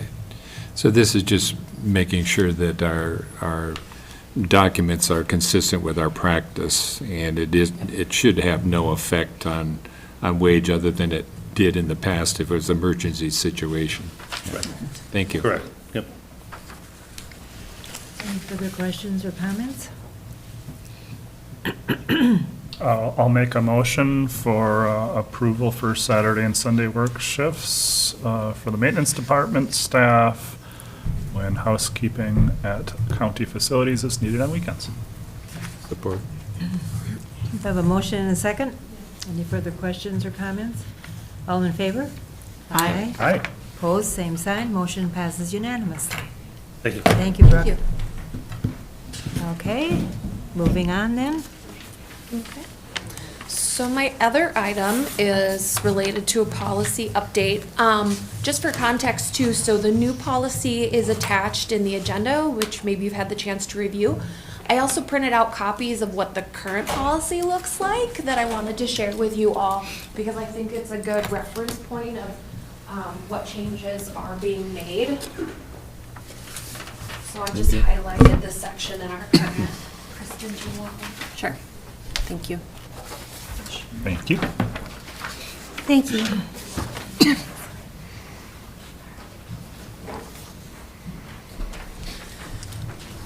Okay, so policy work. The policy work that I've been kind of tackling. The next policy up is our out-of-class policy. So that is what I'm presenting for to you today. So what I provided you, that little highlighted section, is out of our current employee handbook / personnel policies when we talk about changes of employment status. So our current out-of-class appointments policy is literally like 3 sentences long. So it's very vague. Doesn't encompass how we could apply this situation in a multitude of different circumstances when people are taking on roles and responsibilities outside of their current job. The current policy is really limiting to if someone is working, basically temporarily taking on duties of a position that is assigned a higher grade. But we have several situations, even some current employees in the role, where if we have, say, a vacancy or someone is on a extended leave of absence, that at some point we do have to have someone taking on a majority of those responsibilities to ensure that coverage. However, if the roles and responsibilities of the temporary job are at an equal grade or a lesser grade, we have not been able to provide any additional compensation to pay them for basically taking on maybe another part-time up to another full-time job in addition to the job that they're already doing. So having those situations, especially over the last year or so, has really kind of prompted this to be a priority in reviewing it and getting it updated. So going through just the process of doing a draft and then presenting it to the various committees. It's gone to the Personnel Committee, I think like 3 times. It's been kind of an ongoing review process. Matt, the advisory team, department heads, has had an opportunity to review it. We've also sent it to our external HR counsel, because our county attorney's office is a little at max capacity right now. So we've been utilizing our external HR counsel in employment law to review our policies as well, and she has given her feedback and stamp of approval as we move forward. So what I present to you today is what we're proposing as the revised out-of-class appointments policy. So as you can see, when you compare the two, it's quite a bit more hefty in terms of just more clarification, which is something that we run into our old policies. With 3 sentences, it leaves a lot left to be kind of interpreted or potentially misinterpreted, right? And in terms of equitable, fair treatment across the board, like, it's really important to have some pretty comprehensive policies. Not to be so specific, because obviously we can't account for every specific situation in which this out-of-class appointment policy will apply, but we definitely needed more than 3 sentences worth. I'm wondering, when I read this, what comes to mind is the fact that we now have family paid leave, and so people are already stepping in to take other people's places. Does that have a role here or not? I mean, not necessarily, but this could be a subsequent impact. If we are experiencing someone who is out on leave for one of the reasons that's covered by Minnesota paid leave, there could be a potential that we do need, depending on that length of absence, that we do need someone to step in and cover some of those roles and responsibilities, at which point potentially maybe this then would now apply. Again, for anyone who's taking on roles and responsibilities in a completely different job, regardless of the grade. Okay. Thank you on that. Administrator Tremble. Thank you, Madam Chair. The only other piece that I would like to add is that I think this is cost neutral, because most of the time when we've had this situation, at least in my 6 months' time here, it has been that they're filling in for a position that's vacant. So we have vacancy savings for those positions, and this is a more, in my opinion, viable solution than bringing in a temporary employee to fill that work while we're trying to figure out if we're going to replace that employee and post the position, or what our next steps will be. So I just want to make that point as well, because I anticipate I'll get that question about cost. Thank you on that. Commissioner Gamble. Yeah, thank you, Madam Chair. Thank you for that additional information. I think that your point, Commissioner Starley, is that how we're going to see the ripple effect of that is something that we need to monitor. And with that, I would suggest that when we do our quarterly reports, that we would reflect how this has financially affected us. And if what we're saying that we see it as being neutral, we'll see that. But when we implement something that's new in policy based upon our lived experience, we can make assumptions as to what we think will happen, but I think monitoring it would be a good thing. So if we get that quarterly report, the other thing that's beneficial, I think, is when we see the amount of overtime that we're expending. And those two things are important, because at the point that overtime exceeds the price of an additional person, that we need to look at that. So the evaluation should be in the context of monitoring, how this policy is working out. Yeah. Administrator Tremble. Thank you, and I'll take this opportunity to just mention the overtime. We do run a report that shows us what the overtime is. It's something that I've been asking from our payroll specialist the last few months to monitor that and to see where we're at. And we do have some areas that have had a high level of overtime, and so I'm working with those departments on, is that use necessary? Can we make changes? Do we need to hire if we have some vacancies, and how can we bring those costs down? So that is something that we're monitoring.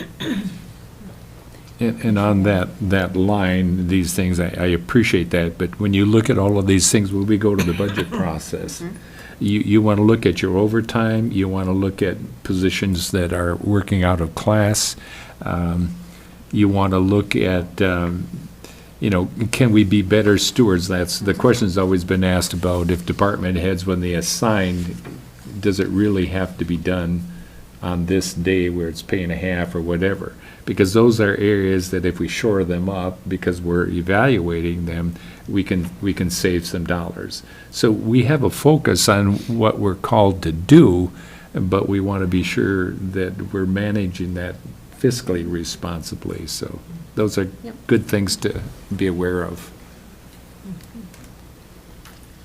Anything else? Commissioner Mills? I just wanted to also point out this, will not eliminate burnout, but a fairer compensation will help mitigate somewhat. So I applaud the efforts and the thought given into this, because that's very expensive. Absolutely. Any further comments or questions? Then I'll hear a motion. I'll make a motion to approve the out-of-class appointment personnel policy as attached. I'll support. Okay, with no further questions or comments, I'll call for a vote. All in favor? Aye. Hey, Opposed, same sign. Motion passes unanimously. And I have to write this down so that when I sign the paper, we've officially done this for Allison. Thank you so much. All right, thank you. Okay. Brady, you have some general fund budget review for us. Yeah, Madam Chair. This is the 2025 quarter four, actually it's full year budget review.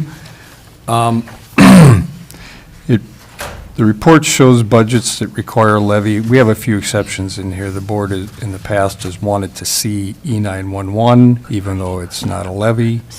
And so there are a few like that in there. But overall, at 100% of the year, we're showing 118% of budgeted revenue. Expenses are at 101% of budgeted, so the net cost with that extra revenue is 85%. So it's good news for our fund balance.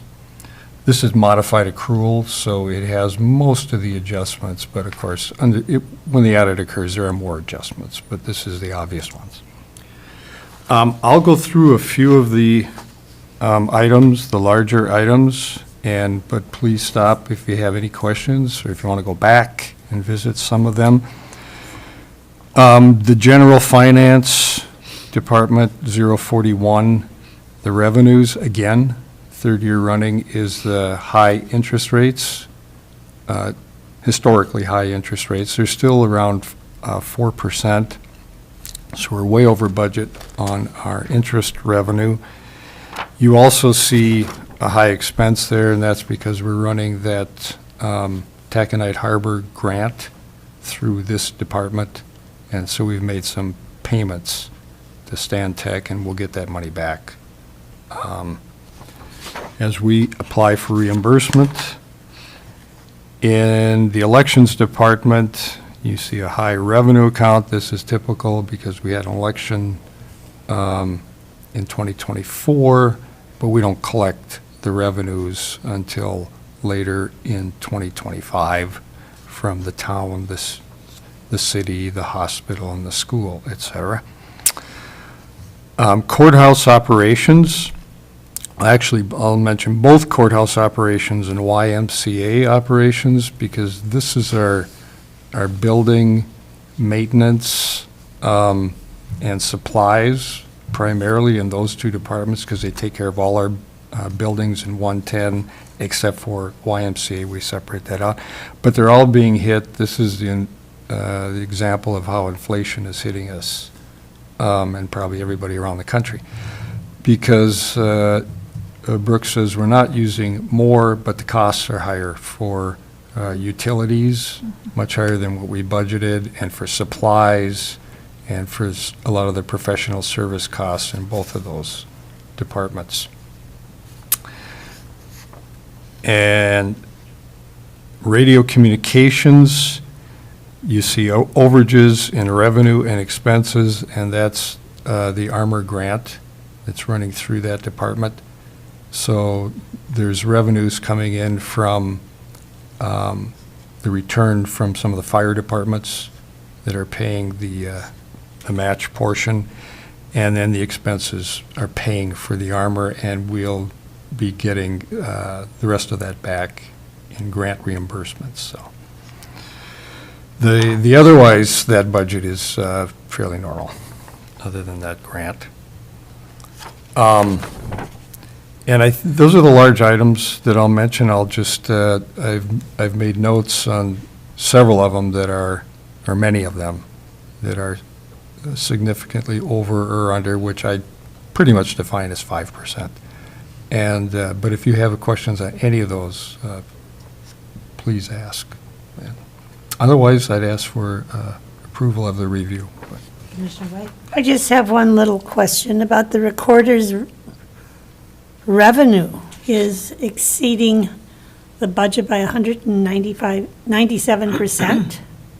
Yeah, they receive, since this law change when their recording fees took a huge jump years ago around the state, it's a state change, they make this technology fee within their department, and they don't spend all of it. That fund is building up. But it only has one use. So, at some point, they'll have to make, large changes in there. They'll have the funding for that, or maybe there'll be a law change sometime in the meantime. But and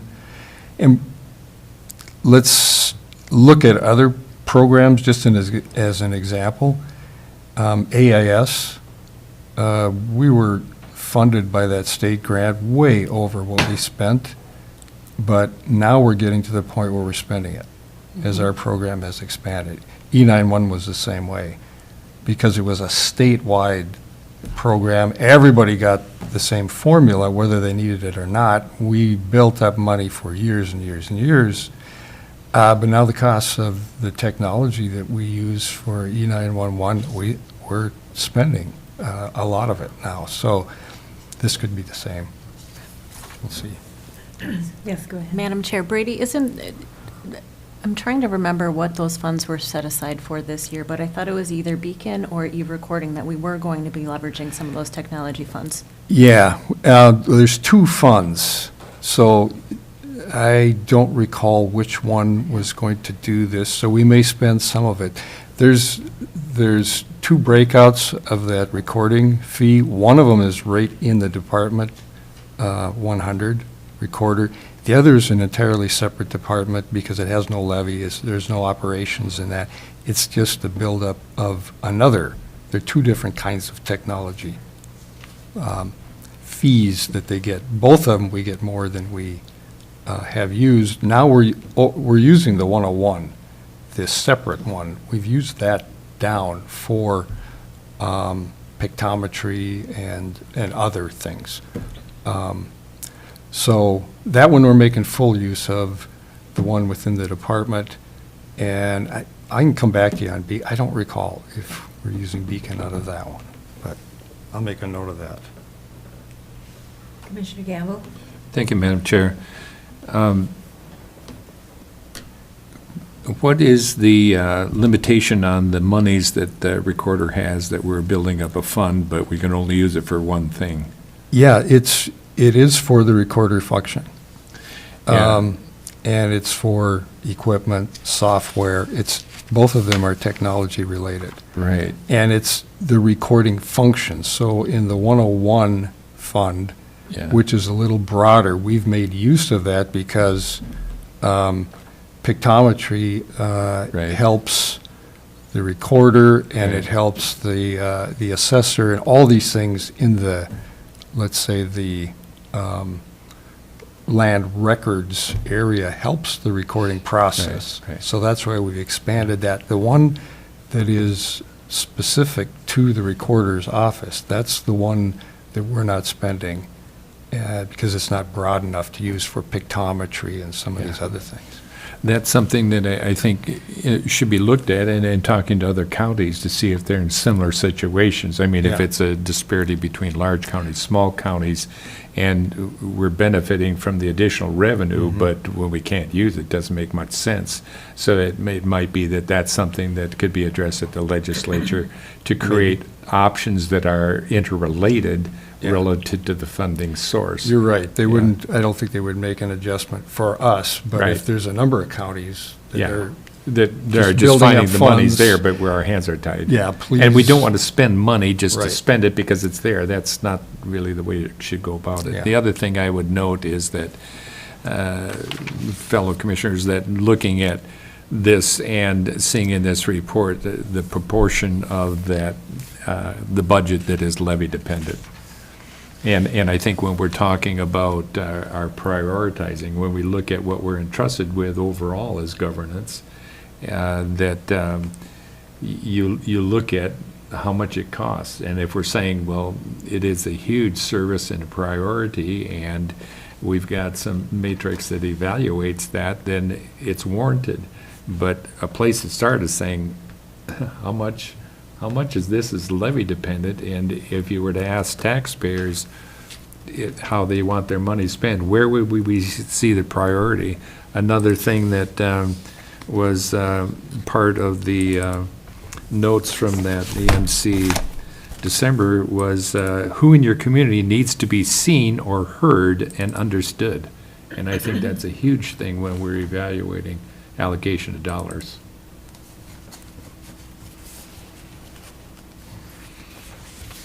Make a motion to support the fourth quarter report. Support? Have a motion and a second. Any further questions or comments? All in favor? Aye. Aye. Opposed, same sign. Motion passes unanimously. Thank you on that, Brady. Okay. Moving on then for the letter of support for GGTA, capital investment request. I'm on the Gitchigami Trail Committee, and Michelle, the director, Michelle Pearson, asked if we could write a letter of support to finish off part of the trail there in Lutsen. And so that's what you're reading here. And we hope that future work on the trail will continue. It's just a matter of piece by piece adding to the trail and getting more money allocated. And we always include that when we talk to our legislators too about, don't forget us up here, and they don't. Commissioner White. And so here's to the question, 3-ring binder available on the whole history of the Gitchigami Trail? I mean, it's You got decades. it. You got it. We'll have to meet sometime and have several hours about 3-ring binders.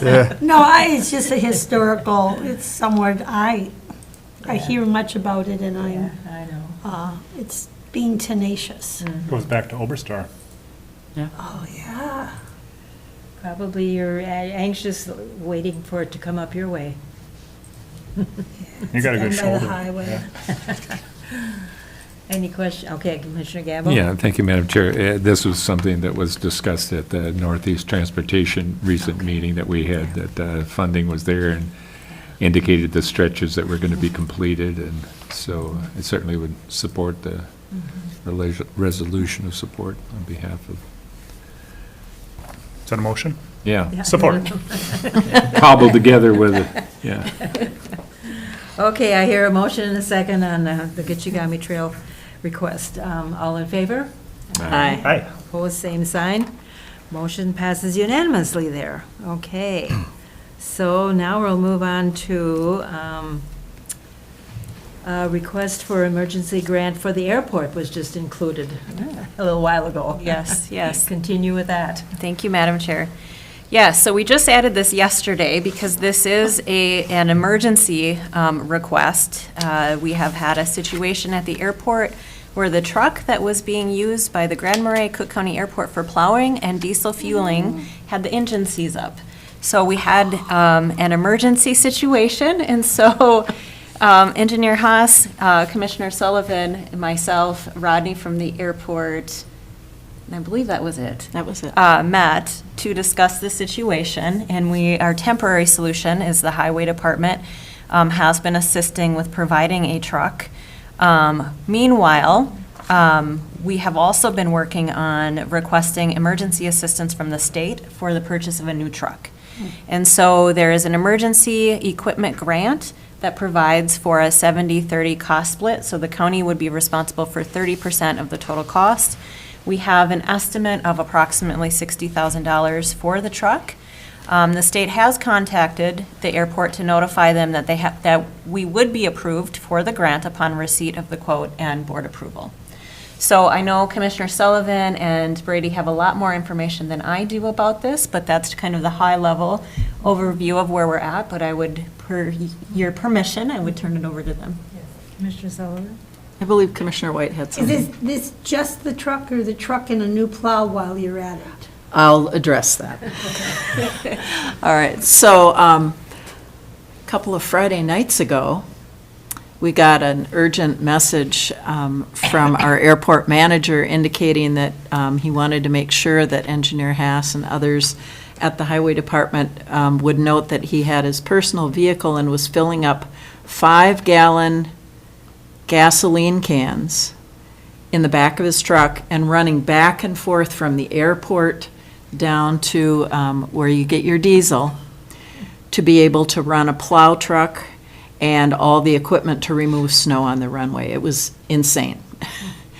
And so Kristen was very gracious to set up a meeting, and Engineer Haas came, and it resulted in us borrowing a truck that they do use for refueling.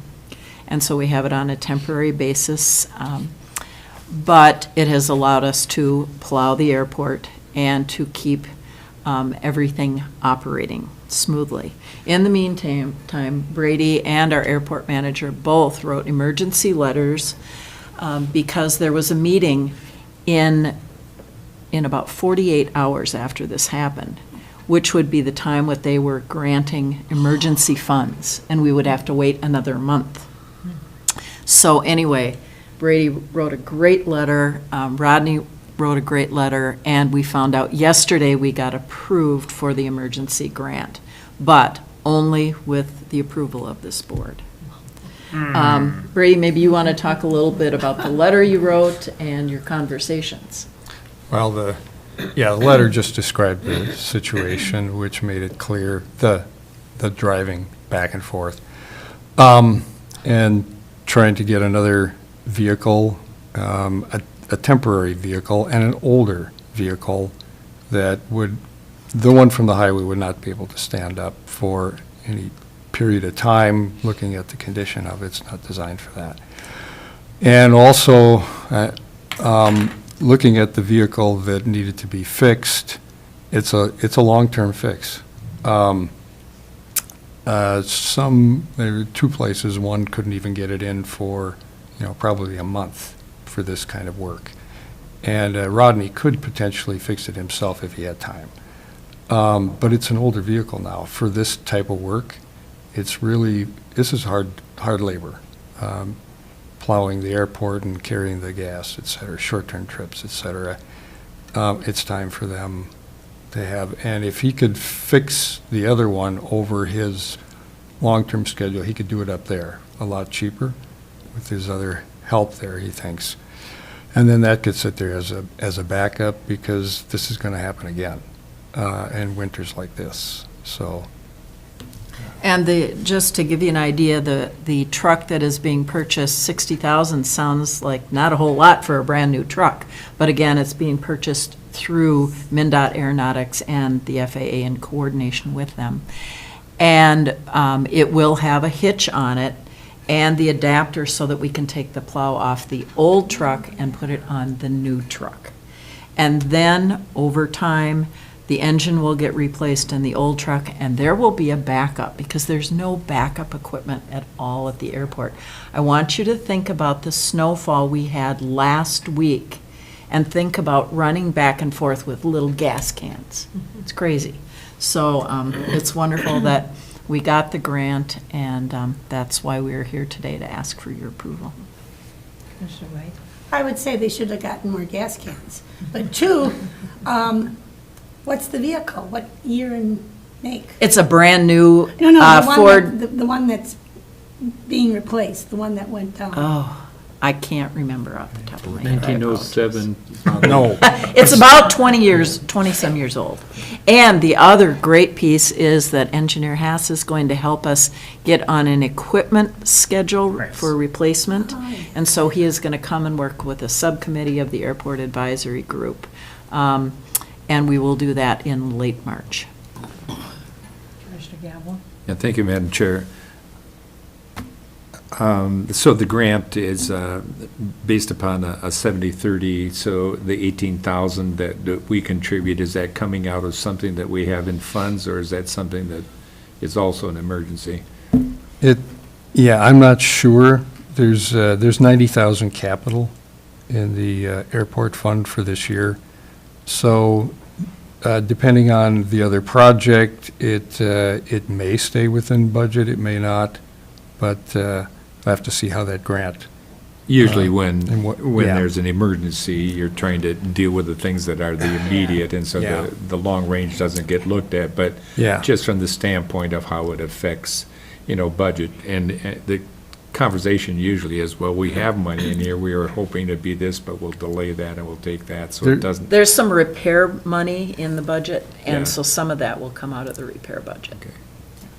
Yeah, there's a longer-term issue with the airport, too. With, this goes way back, you probably don't want to talk about today, but with that issue with RSNH, we literally lost $560,000 of federal grants. We spent that, did not get reimbursed. We did get $345,000 back in the settlement in May of 2025. But the airport fund is taken that hit.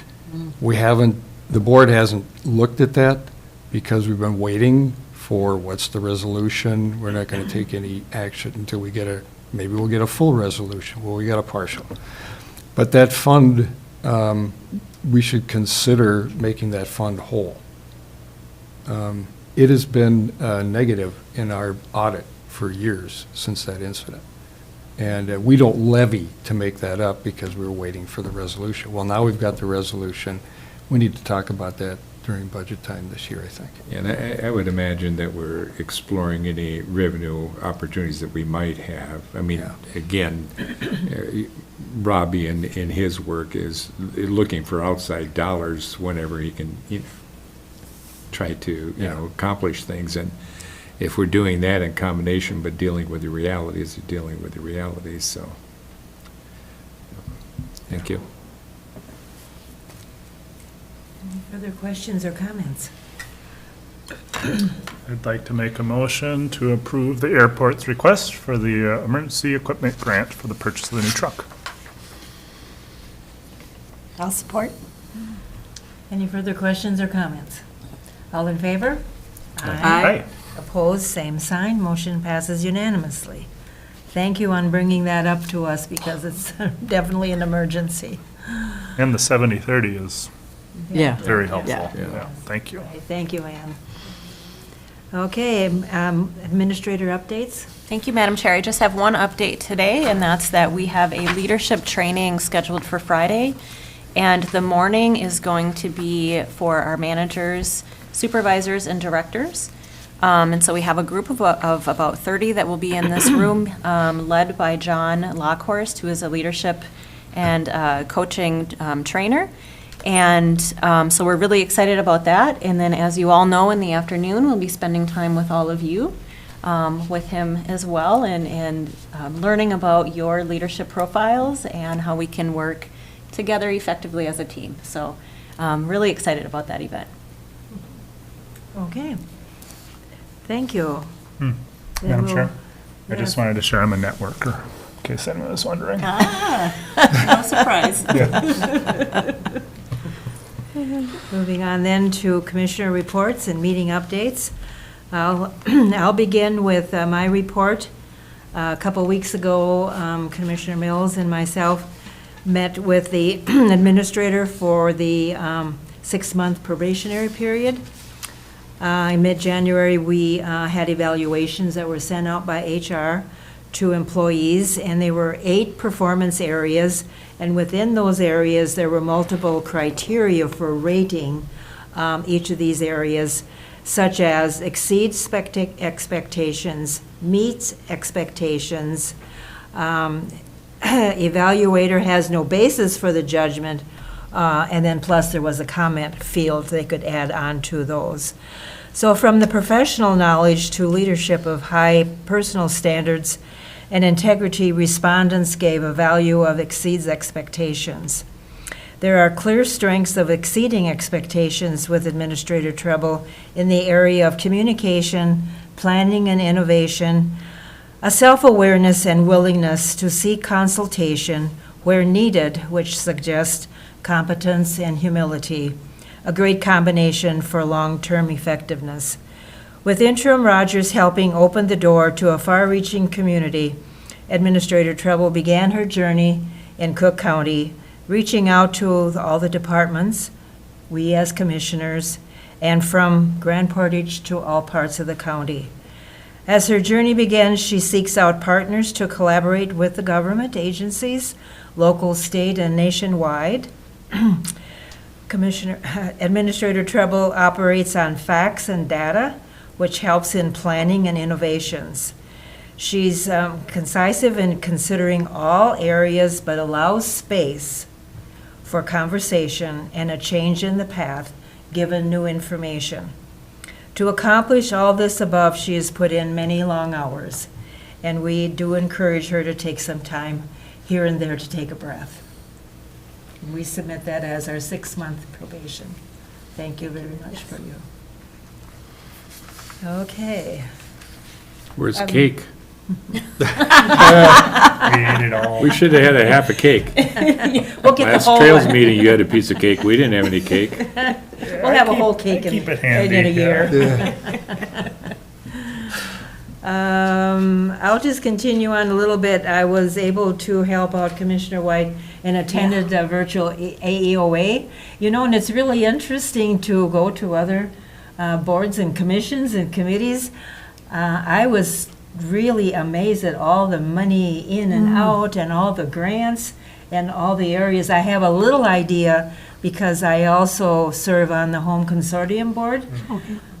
But that's only a small little part reporting there. So I really enjoyed the meeting. There was a lot of, because they hadn't met in the new year, so there was a lot of appointments and all that, but I really enjoyed that.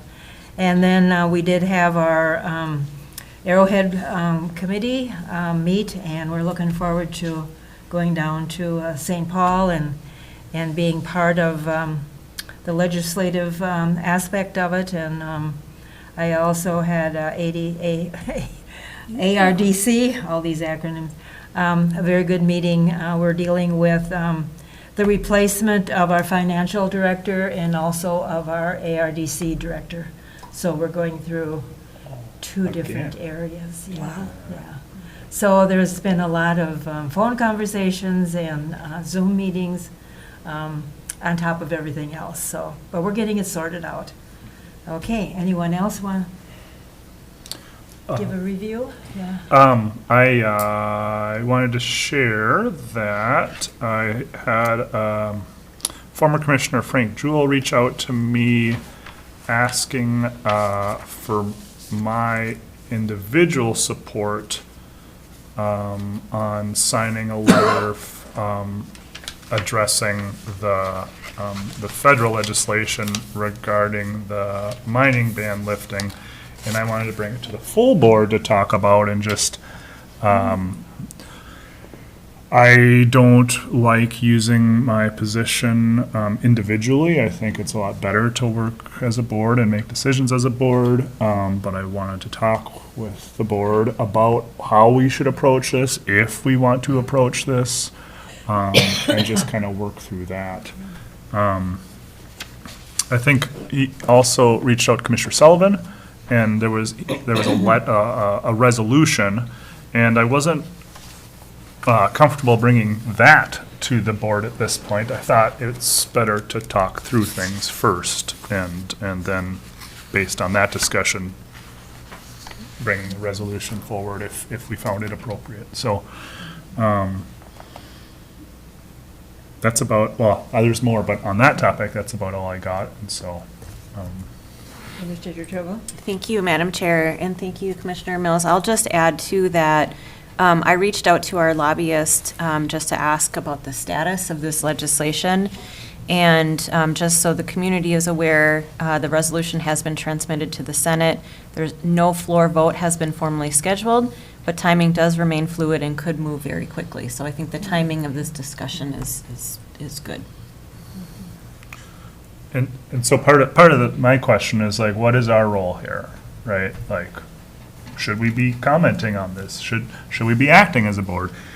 We could do it individually if we wanted to, that's within our rights, but I just thought it would be better to talk about it at large. Well, just as we heard from Commissioner Sullivan with the coalition, you know, that's one group in Yeah. the county. Commissioner Gamble? Yeah, I appreciate bringing it to the board. There's always the issue at hand, and then there's the broader picture. We've discussed that relative to some of the policy things that we're looking at on our town halls, public, information things. I think if we're approached as individuals that we don't speak on behalf of the whole board, which we understand, but we clarify by saying, my individual, this is speaking as an individual, but certainly not on behalf of the board. Yeah. And I think knowing how that is stated so that it doesn't infer that it's board support is an important thing. I don't think that we should be handcuffed in the context of not being able to individually express support, but it's in our role as an individual and not as a commissioner. So that's what I'm hearing, that we would do it individually? Well, that's what I was going to ask, is that I appreciate that perspective. I It's just, think- do we want as a board to dive into this? Is another question, I guess. Well, I mean, from my standpoint, I think you have a discussion and you look at the pros and the cons of it. And you noted that your networking profile is something where we're trying to find out how we work together in this regard. And I think anything that we do needs to be from that perspective so that we don't end up being a bunch of vigilantes, independent, and because we've got authority to do so. Because it is what we're trying to do in team building and things is work to be one voice. But on the other hand, it doesn't mean that who we are as individuals can't speak, but we need to clarify that this is me speaking as an individual. Yeah. And so I think we should have the discussion. Commissioner Sullivan? Thank you, Madam Chair. I've received inquiries and had discussions with constituents on this topic. I want you to think about District 4, the Gunflint Trail, the number of outfitters that are along the trail and businesses. And I've talked about this when I've been bagging my groceries, when I've been pumping gas, when I was buying some greeting cards downtown last week. And also over a period of months, I've attended meetings and received emails from leaders, both from Friends of the Boundary Waters, Save the Boundary Waters, Backcountry Hunters and Anglers, and a couple of local Gunflint Trail businesses. And, the Boundary Waters can be looked upon as a very partisan issue. The lens I'm trying to look at, and what I think COLA did very well, is talk about it through health concerns and looking at our public lands, just like we would look at the Grand Canyon or Zion National Park or maybe Yellowstone. But it's really about clean drinking water. It's also about our local economy. And so I feel, as a commissioner for District 4, that I've had a lot of input. And I'm curious to find out from other commissioners what input you've had from your constituents and businesses.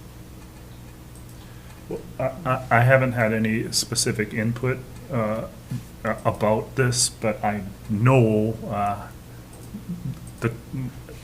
my circles in community and what their thoughts are on it in general.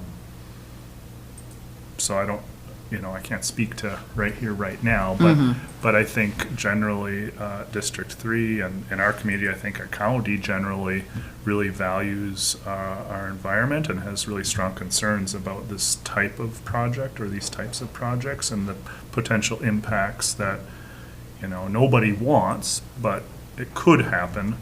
And there are examples where it has happened, and so there's a fear, and and I understand, you know, sitting just a few meetings on the N Club, you know, the real need in St. Louis County for something, and so just trying to understand that and balance it. But I would be comfortable signing this just as an individual. I don't like waiving the commissioner title because it does ask for that. It doesn't say that you're representing the county, but just having that there, like Commissioner Gamble was saying, it kind of implies that. So. Commissioner Gamble? Yeah, thank you, Madam Chair.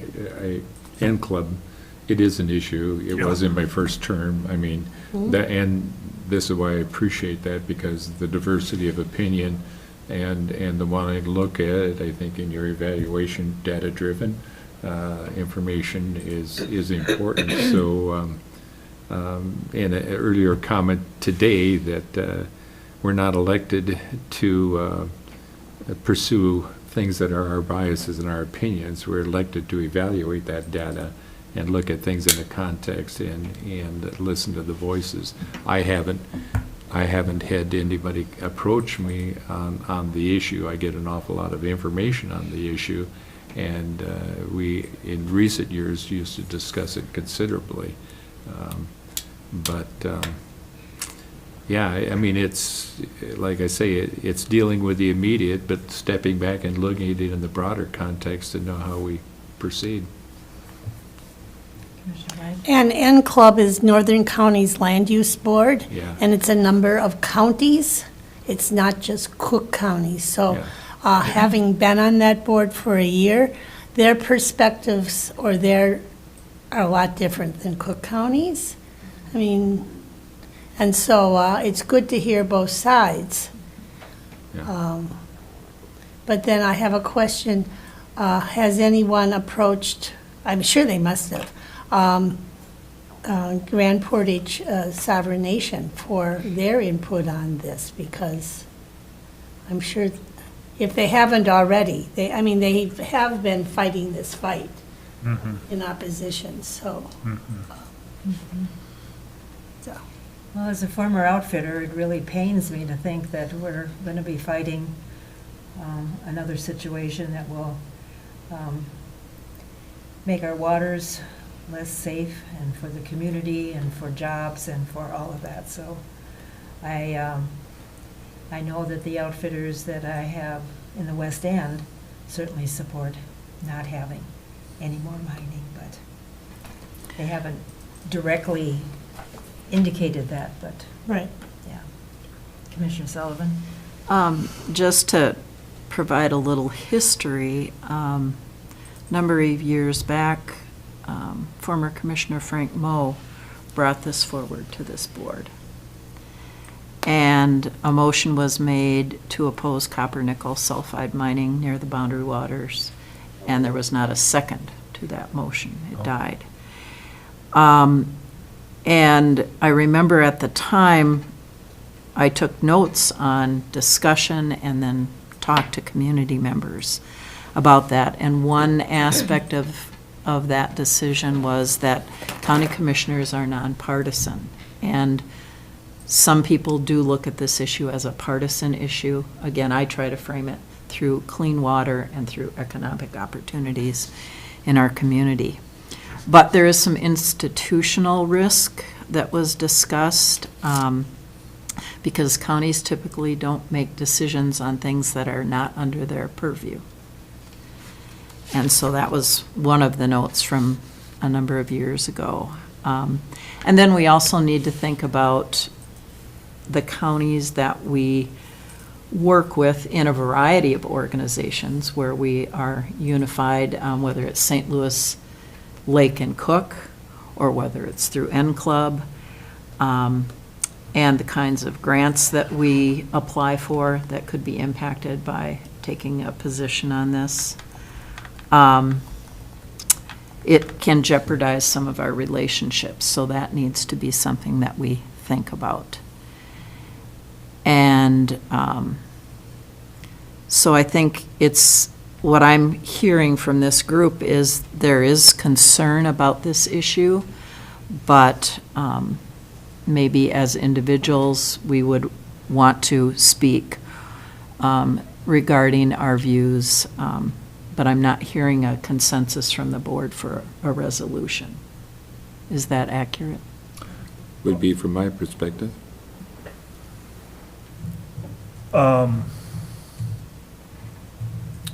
I didn't hear, I guess I didn't, it's not clear to me. You're saying there's, I didn't hear anyone support that. To support that we would have a A statement resolution from- of some type. From the, no. It- Did you hear that, Commissioner Mills? I'm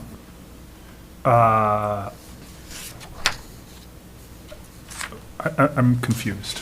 You didn't hear support for a resolution? Right, you brought up. Oh, no, I still don't know. I mean, what I'm gathering from our discussion is where our values are, but then there's the values of our partners, and there is a conflict there, and so, Yeah. well, some of them partners. No, Yeah. definitely, But that- there's yeah. definitely conflict. Yeah. I mean, a disagreement. Yeah. Different. But this board is not to be political. We are not Democrats, independents, Republicans, socialists, communists, let's pick some other ones. Anarchist. But anyway, we are just here for the good of our citizens. And so I agree with you, Commissioners Mills, that if I'm asked, I am always very clear that I am speaking only as one person, and will not put my commissioner title on something if it's, if I am speaking as an individual, I am speaking as an individual. I do not speak for the board, in which case I would use the title, but, and everyone would know what was. Right. Commissioner Gamble?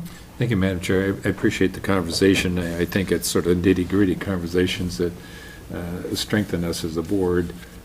I would say that in evaluating things like this, and I appreciate your comments, Commissioner Sullivan, that we don't want to cower. Right. We want to be sure that we're upholding the things that we value. We talk about our values, and in defining those values, and I said this before when we did it with our first county administrator, and he said we need to define our values. And it's going to be reflective of who we are, how we act, what we do, what we say, what we support, what we don't support.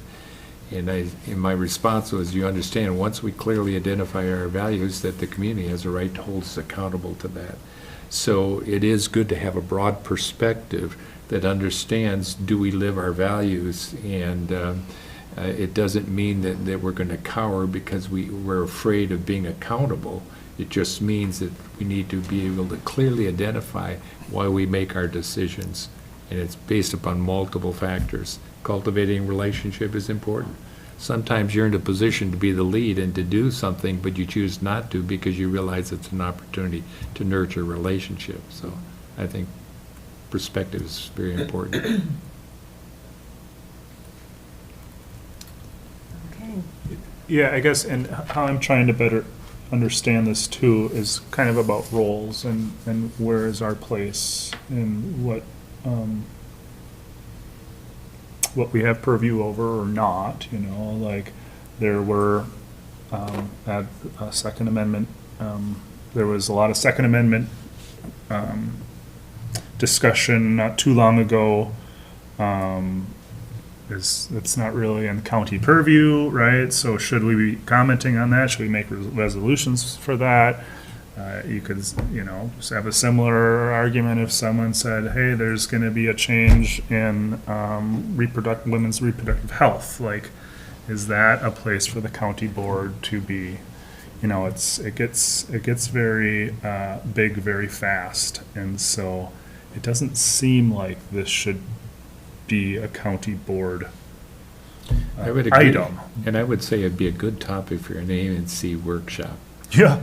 It would be. Yeah, yeah, absolutely. Because we should understand that. What is the role of a commissioner? And a lot of times when people are put in it, they think that now I'm empowered to, voice my opinion and whatever else. And we realize we become stewards. We're entrusted. We're not empowered. And so it's important, but it's a good discussion. Commissioner Sullivan? Thank you, Madam Chair. I wrote down something that I took from my Commissioner 101 training a number of years ago at AMC. Nonpartisan county commissioners are often advised not to take official positions on such issues, particularly if an issue sits at the intersection of federal authority, state regulation, and deep political polarization. So, You have to understand the wisdom in that. yeah. I also am cautious. I've heard a lot from my constituents. The four of you have not, and that tells me something. Well,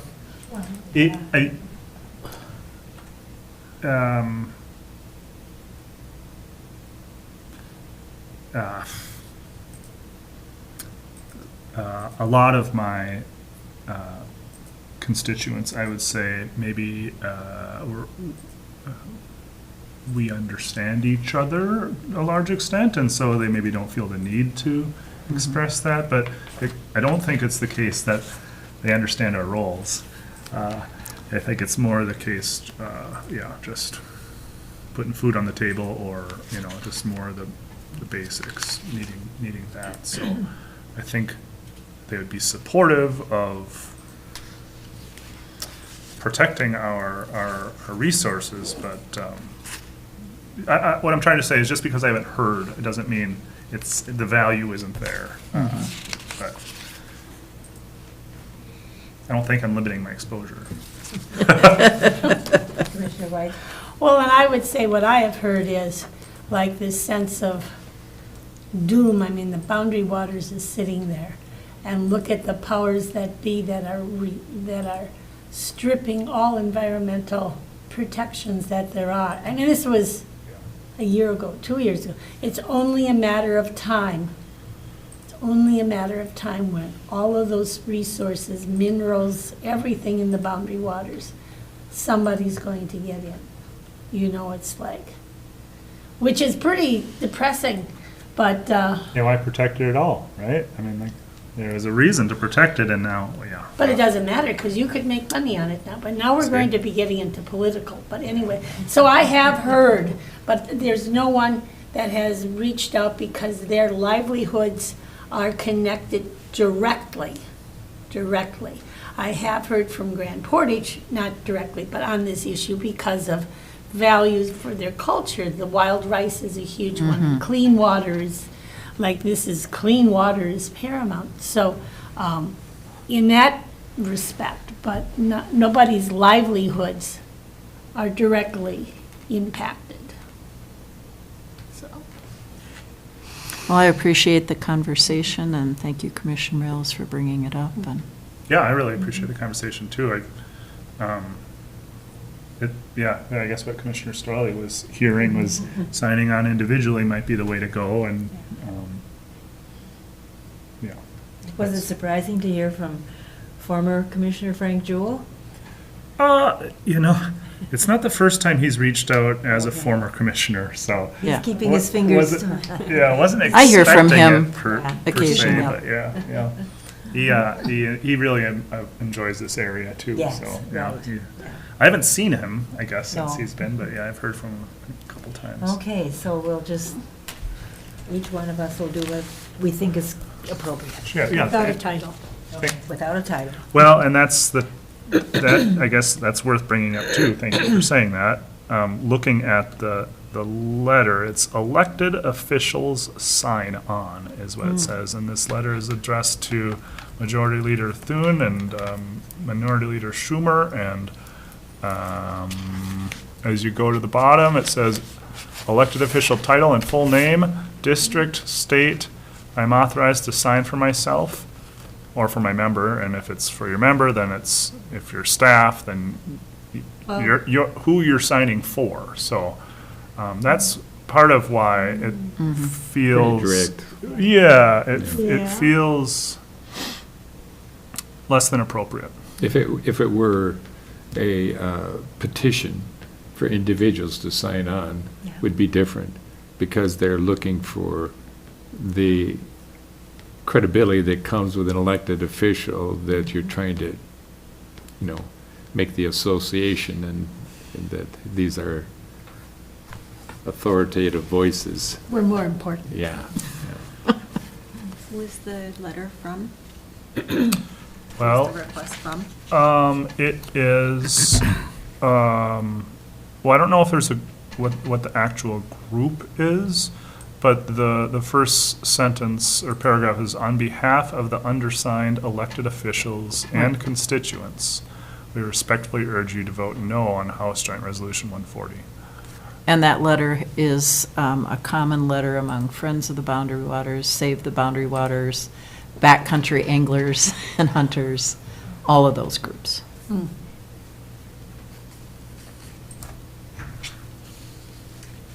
Okay. Well, and so that was that. Pretty much an agenda item. Thank you. Yeah, apologize, maybe I should have asked to have it put on the agenda. I just didn't, yeah, I didn't want us to take action on it. I just thought discussion. Well, it is a timely topic. As Commissioner White said, our environment is really getting squeezed, and so I think it's good to have that discussion now in February, because more things are going to come up over the next year. So thank you for bringing that up. Sure, yeah. Okay. Thanks for the opportunity. Other updates, we have extended an offer for our new EDA director, and we'll hear back by noon on Friday is the deal there. So fingers crossed, a very qualified candidate, very excited, very strong. So it's a difficult, it was the final decision was,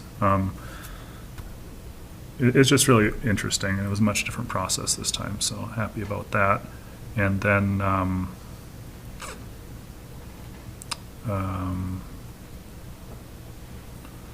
there was another update I wanted to share, but I'll pass for now and come back to it if it comes to me, sorry. Commissioner White? Well, I just have a really short one. It was the North Shore Management Board, and they are continuing to diligently slog through updating their manual, their operating instructions, their policies. And so another couple of months they'll have it. But that was primarily the whole meeting again. It was EDA, my other one was EDA related as well, and it was just about the grant program, and continue to refine that and the criteria and the process, and then the appetite now, it was already there before, but also spurred based on the potential of using the revolving loan fund to look at that a bit more. I think I've shared that I've heard feedback on just some difficulties or reluctance to use that from individuals and businesses. And so I'm hoping we can do more of a deep dive there. I'm not saying I'm leading that by any means, but I'm very supportive of looking at that and trying to help get better utilization of that, and make our whole economic development package stronger.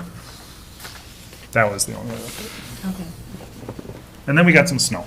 And then we did. And we're getting more. Anyone else? Any updates? You. What about you, miss? I did. I updated. First. I'll defer to Public Health Human Services in the interest of time. Commissioner Sullivan? All right, I have a few. First of all, we had our local emergency preparedness, which I did speak to at Public Health and Human Services, but for the public that is listening to this meeting, we did a tabletop activity where we opened a warming shelter, and we had two scenarios, one which was just for a short term, part of a day, and then another where there was an overnight opportunity. And we talked about activation criteria, location, accessibility, making sure there were backup generators and places were ADA compliant, making sure emergency exits and entryways were clear of snow. Talked about utilizing PHHS staff and coordinating medical and health resources, food and water. But it was really a wonderful opportunity to take a look at all the different aspects that it takes to open a warming shelter. And with the snow that came last week, it was perfect timing to discuss that. Then we had the Cook County Coalition of Lake Association meetings. The letter that we received today as a result of a position paper that they wrote. If you'll recall, they had posed several questions to Senator Hochschild, and Representative Scraba had a position paper that they wrote based on that mining close to the boundary waters. The BKV group met, and both Commissioner White and I attended that. We're starting to look again at our capital improvement plan, and this is the first time we've met without Henry Pittner since his retirement. And so we did walk through the entire courthouse. I think Administrator Treble had an opportunity to see and hear some of the things that we had discussed previously, so it helped her to get up to speed as we look forward to a new plan. And the Cook County Historical Society met completely by Zoom because it was during our snowstorm recently. And they have added some positions. They have increased hours in their community engagement position. They've really felt that they've been able to, tackle some aspects related to membership and to their 100th year celebration last year in good order because of that position. So they've increased the hours a bit, and then they've added 2 part-time seasonal positions. They're kind of looking for teachers. Or maybe interns, and it is to increase the number of hours that are available at the blacksmith shop and at Chippewa City Church, and also at the museum. They have volunteers that work, but they're also looking for some part-time seasonal staff to help them through the busy season. And Airport Advisory, you heard all about that already. HRA did meet last Wednesday. And Commissioner Gamble is really familiar with one of the topics that I wanted to share with you, but we had the Duluth HRA meet with us to talk about that waiting list that we have for people. And the Housing Choice Voucher Program is funded through HUD, through annual federal appropriations, and that federal funding has not kept pace with rising costs. It's been delayed, and what has resulted is that we're kind of, everybody's waiting. And we have no way to really fill some of the apartments that are available. Commissioner Gamble has said and shared with us before that there are 22 that are available at the Harborview, and anything else that you'd want to share? Thank you. Just to clarify, the agreement in change of ownership relative to Harborview Apartments stipulated that for the funding that was being provided through HRA and other means, that they would commit to 22 subsidized apartments out of a potential 30 apartments. Right. Out of those 22, because we were pretty much full at the time of the transition in the property, that we have 26 of those apartments that are subsidized through the voucher program. And those that are making application at this point, understanding that the waiting list now is a combination of Lake, Cook, and St. Louis County, that waiting list now is 2 years out. in our 16 years managing the facility, if we had somebody call and we had something available, we could get them in right away. Because we had local control, and that's why I brought it up at the HR meeting. Right now, with that 2-year and with the funding issue, HRA Duluth has instructed that they aren't taking anybody to go on waiting lists. So the last 3 move-ins have been individuals that say, well, I want to be in there, so I'll pay market rent. And so that's where we're at. And the encouragement was to see that if we somehow could be able to manage that wait list independent of Duluth, and because the HRA in Cook County and Lake County are smaller, we've deferred to the administration through Duluth.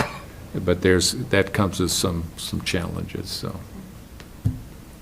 And then also at the meeting, we talked about making sure people are clear that HUD vouchers are not good for some of the living situations we have in Cook County. If you don't have electricity or running water, which is pretty common, you can't use a HUD voucher for rental of a property like that. So we just want to make sure that the public is aware of that. And very last thing, we had a safety committee meeting yesterday, and one of the things that's being worked on is a workplace violence policy. That's another policy that we're missing, and so we will continue on our adventure to get caught up and be covered with appropriate policies. Thank you on that, Commissioner White. Just a question. So Commissioner Gamble, so the people that are receiving vouchers now, is there any guarantee that this money will continue into the future for them? Based upon the funding that was put in place, that should continue. In other words, there's a period of time, we have annual recertifications which come up in July, which is the date that the property transitioned. And you make a notification as owner whether or not you continue with HUD or whether you're going to go independent and go market rate only. That commitment was made a year ago, and so that's a period of time that funding is guaranteed. So the owner did negotiate enhanced vouchers, which are different than regular vouchers, which meant that the difference between the rate that was paid under Section 8 subsidy and the rate they're paying now was minuscule. It was all $4 to $6 difference. So what that did is it raised the market rate, but it brought the subsidy through the enhanced voucher, so that it really had very little financial impact on those that are in the program. The problem moving forward is that when people make application, that it'll be a voucher, and it's not the negotiated enhanced voucher. So the difference between what the voucher provides and what the market rate is going to be different. So those that are grandfathered in as of July of last year, they can continue to benefit from the enhanced voucher, but any new individual would just get the voucher.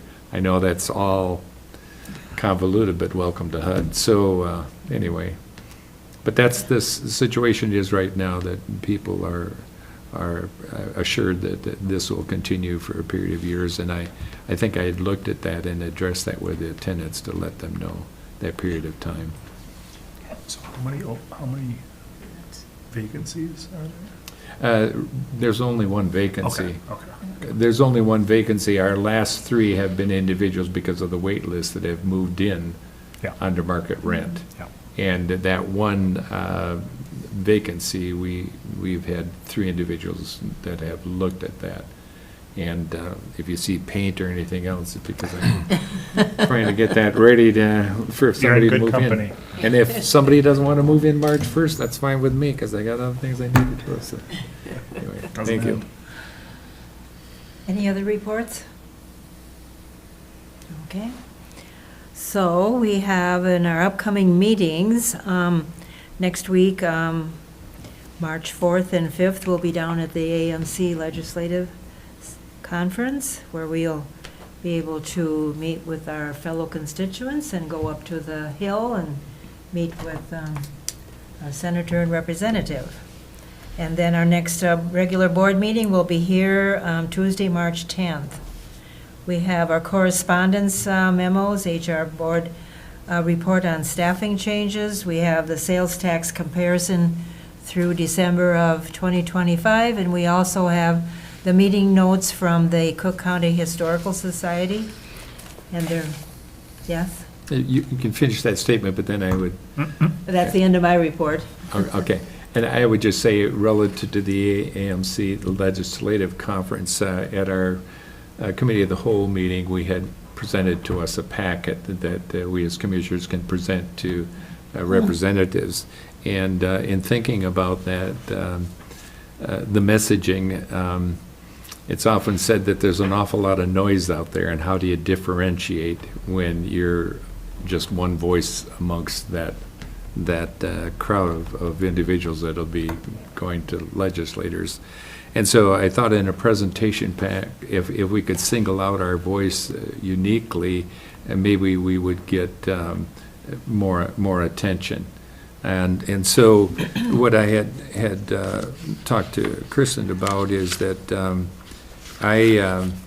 I'd be willing to put together a packet as opposed to using a school folio. And this is not the color, but this is what you would be calling as just it's like a mock-up to give you an idea. And so what this would be is a self-contained piece, and the cover is this brown. It's a dark brown. And then there's an inside page, which is a cream. So you've got the dark brown cover and then the inside page cream. How that works out is that the brown is the moose, and then the moose would be cut out. So you're seeing the dark brown, the moose, and it's printed black on that, so it's a subtle understatement, but carries the character of our county. And then the inside page, which is the cream, you would have that contrast and then carry the visual. And then the copy on that says, for that intro, those we entrust to represent us cannot be our voice if they are unaware of our local needs and priorities. Effective representation requires a continuous flow of communication between elected officials and the people they represent, helping to ensure decisions align with identified local needs and priorities. That's the intro, and then it goes to our 2026 legislative priorities. As advised by our consultant representative, that if we did bullet points, it makes it a quick read.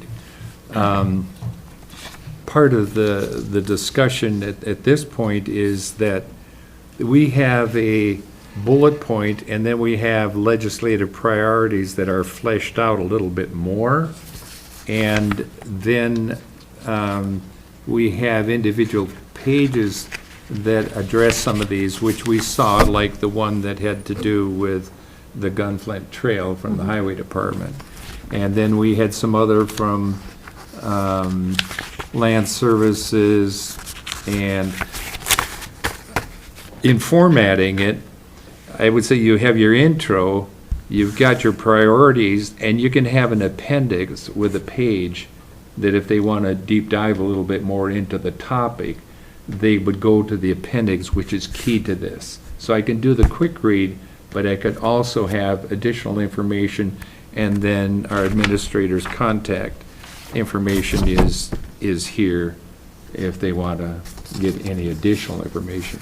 So it's a matter of saying, do we like that concept, and in formatting, how do we want to approach that? I would say everything that is identified in the list of 2026 priorities, we should have a corresponding appendix item. We do not have that, although I think we could get it, so that there would be something further. And we, if that's what we want to do. we do have one-pagers from each one of the departments that they created in response to a request before the legislative luncheon in October. So we have that information. I think we could easily add it to an appendix for each one of the bullet topics. Like you have the first one, Public Health and Human Services. The first appendix would then be the two-pager that they created for us. So I think we have the information. We would want to likely format it the same. So we would need to make those changes, but I do think we have the information you're Okay, you're because Janet talking did about. send me what she had, but I didn't have Yeah. everything. Yep. And I would just format it. If you Yeah. just give me the information, I'll format it so that it's consistent as far as it shows, but, so that's, I guess, at this point. So Commissioner Gamble, here's the setting. We're in a tiny room with Lake and Cook in St. Louis County. So we decided a few years ago, yes, we needed to just hand them our requests, maybe bring up something, one little point that might be important. Otherwise, we're just kind of a jolly little group in Senator Hochschild's room. Then we go down to the Capitol cafeteria and we find a corner somewhere because the new legislative building isn't ready yet. So we put on our earmuffs and we have a little conversation with him. So do you have something for Representative Scraba too? Or do you want this packet to go to both? It'd be both. In Okay. other words, for all those that represent us, what Yeah. this is as opposed to the folder with the inserts in it, Yeah. it's trying to rise above Right. and do something that says, well, they put some thought into this. It's memorable, Yeah. and that's what's Yeah. important. Yeah. We were told with the folders, when we started those a few years ago, we were the only one of the 87 counties that did it, and they remembered it and asked about it year after year, and this will be memorable. So Step up. do you think it can be ready by Friday that I could pick it Well, up? that's what I'm hoping between painting or whatever else, so. Especially with the moose. Yeah, so, Especially with the moose. where there's a will, there's a way, Okay. and I've sort of in my life have done that. But, Okay. so if I get the information, what I Sure. would do, I would format it, Okay. and then I'd submit it, and if it has approval, It would you know, be. contingent Sure. upon review, Sure. then it would be ready, hoping to have it, then it would be ready on Monday. Oh, okay.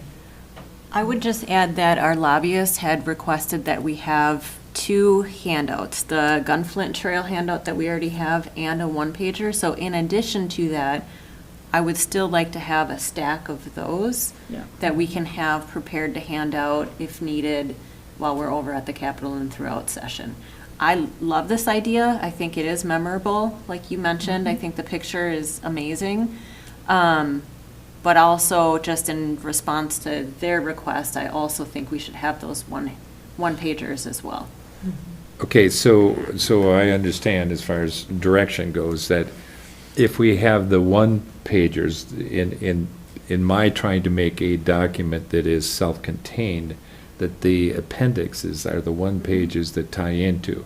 Correct. If what you're saying is that we want to have a piece, but we want to have individual pieces also, then I think our messages get a bit confused. It'd be best if you just had one piece, everything self-contained in it. That would be my recommendation. Otherwise, your voice gets diluted by the number of pieces that you're handing out. So the question is, what's our intent? Our intent is to get the information, but how it gets facilitated is what I would say. And it would be the same information. So basically, it would be one of the one-pagers that you have in the appendix. But I just want to have a few available for conversation. Independently, if we need them. That's all I'm saying. I see, okay. Yeah. Yeah, I appreciate the clarification, but whatever. Yeah, and I think the purpose of that is because beyond our senator and representative, lobbyists will be trying to target others, and so they just want Yeah. on maybe one issue, you Yeah, know, like yeah. they're on the Yeah. transportation committee Yeah, or whatever, yeah. but, Correct. and I love the graphic, and I think that'd be very memorable. I think it would get lost on a dark brown. Well, it will, but that's why I say it's subtle, it's understated. You gotta really want it. Well, I think that's beautiful as Yeah, is, just yeah. that black on white liner. I mean, you Yeah. won't forget that. That's Yeah. gorgeous. yeah, the challenge is when you're not in the cities where all the paper houses are, because as a designer, I go to the paper houses, I have my templates, I pick things out, I can look, I know exactly, I can run a test thing on stuff.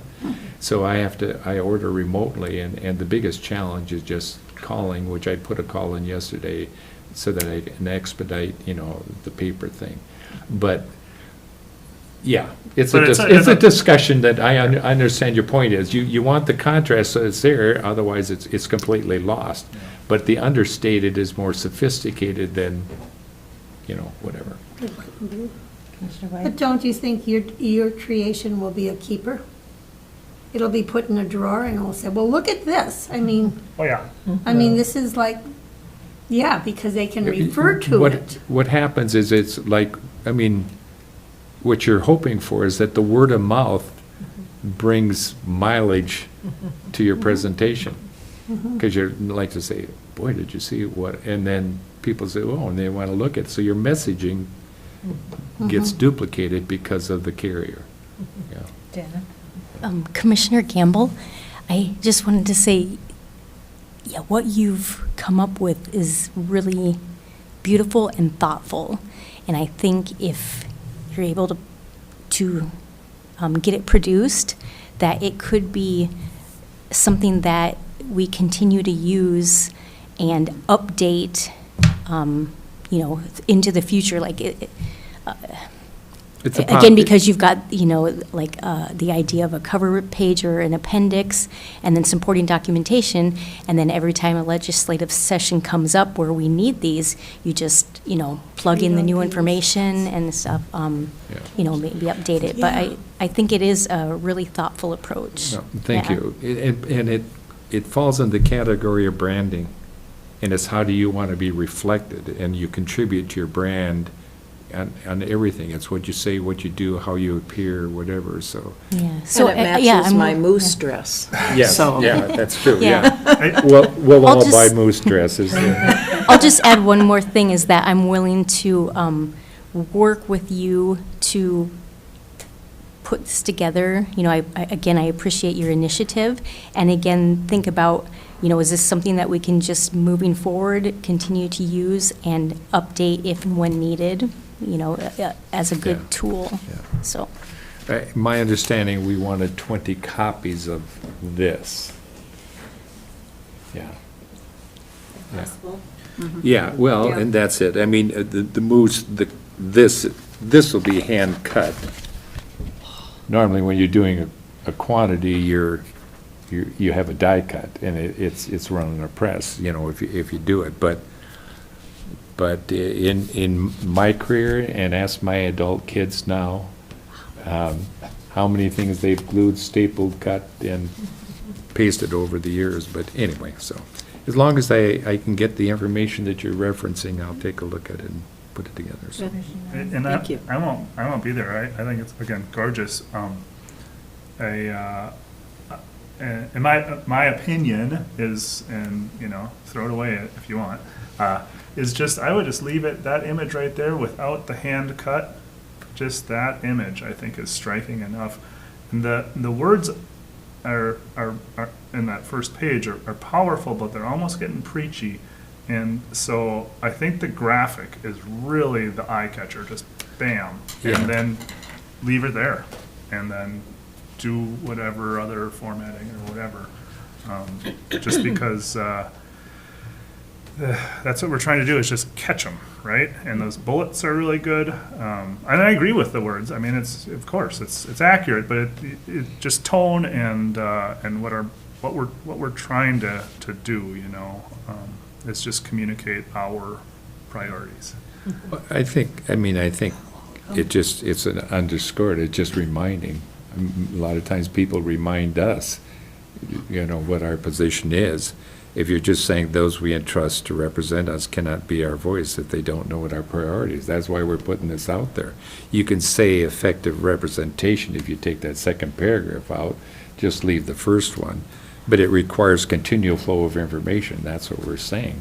We're just underscoring and reminding, but, Again, I'm not going to be there, so. yeah. I think it's wonderful. Yeah, so- So if you can let me know when it's ready. Yeah, I'll let you know. Yes. I can Okay. offer, if it's not ready until Monday, I can pick up the packages and bring them with me to AMC. We're not going there till the second day anyway? Correct. Yeah. Okay. Okay, thank you for the discussion. There being no further business, we are adjourned. Thank Thank you you. all. It's beautiful. Thank you. Wow, So that's a talent of yours. Yeah, did you draw that, Carrie?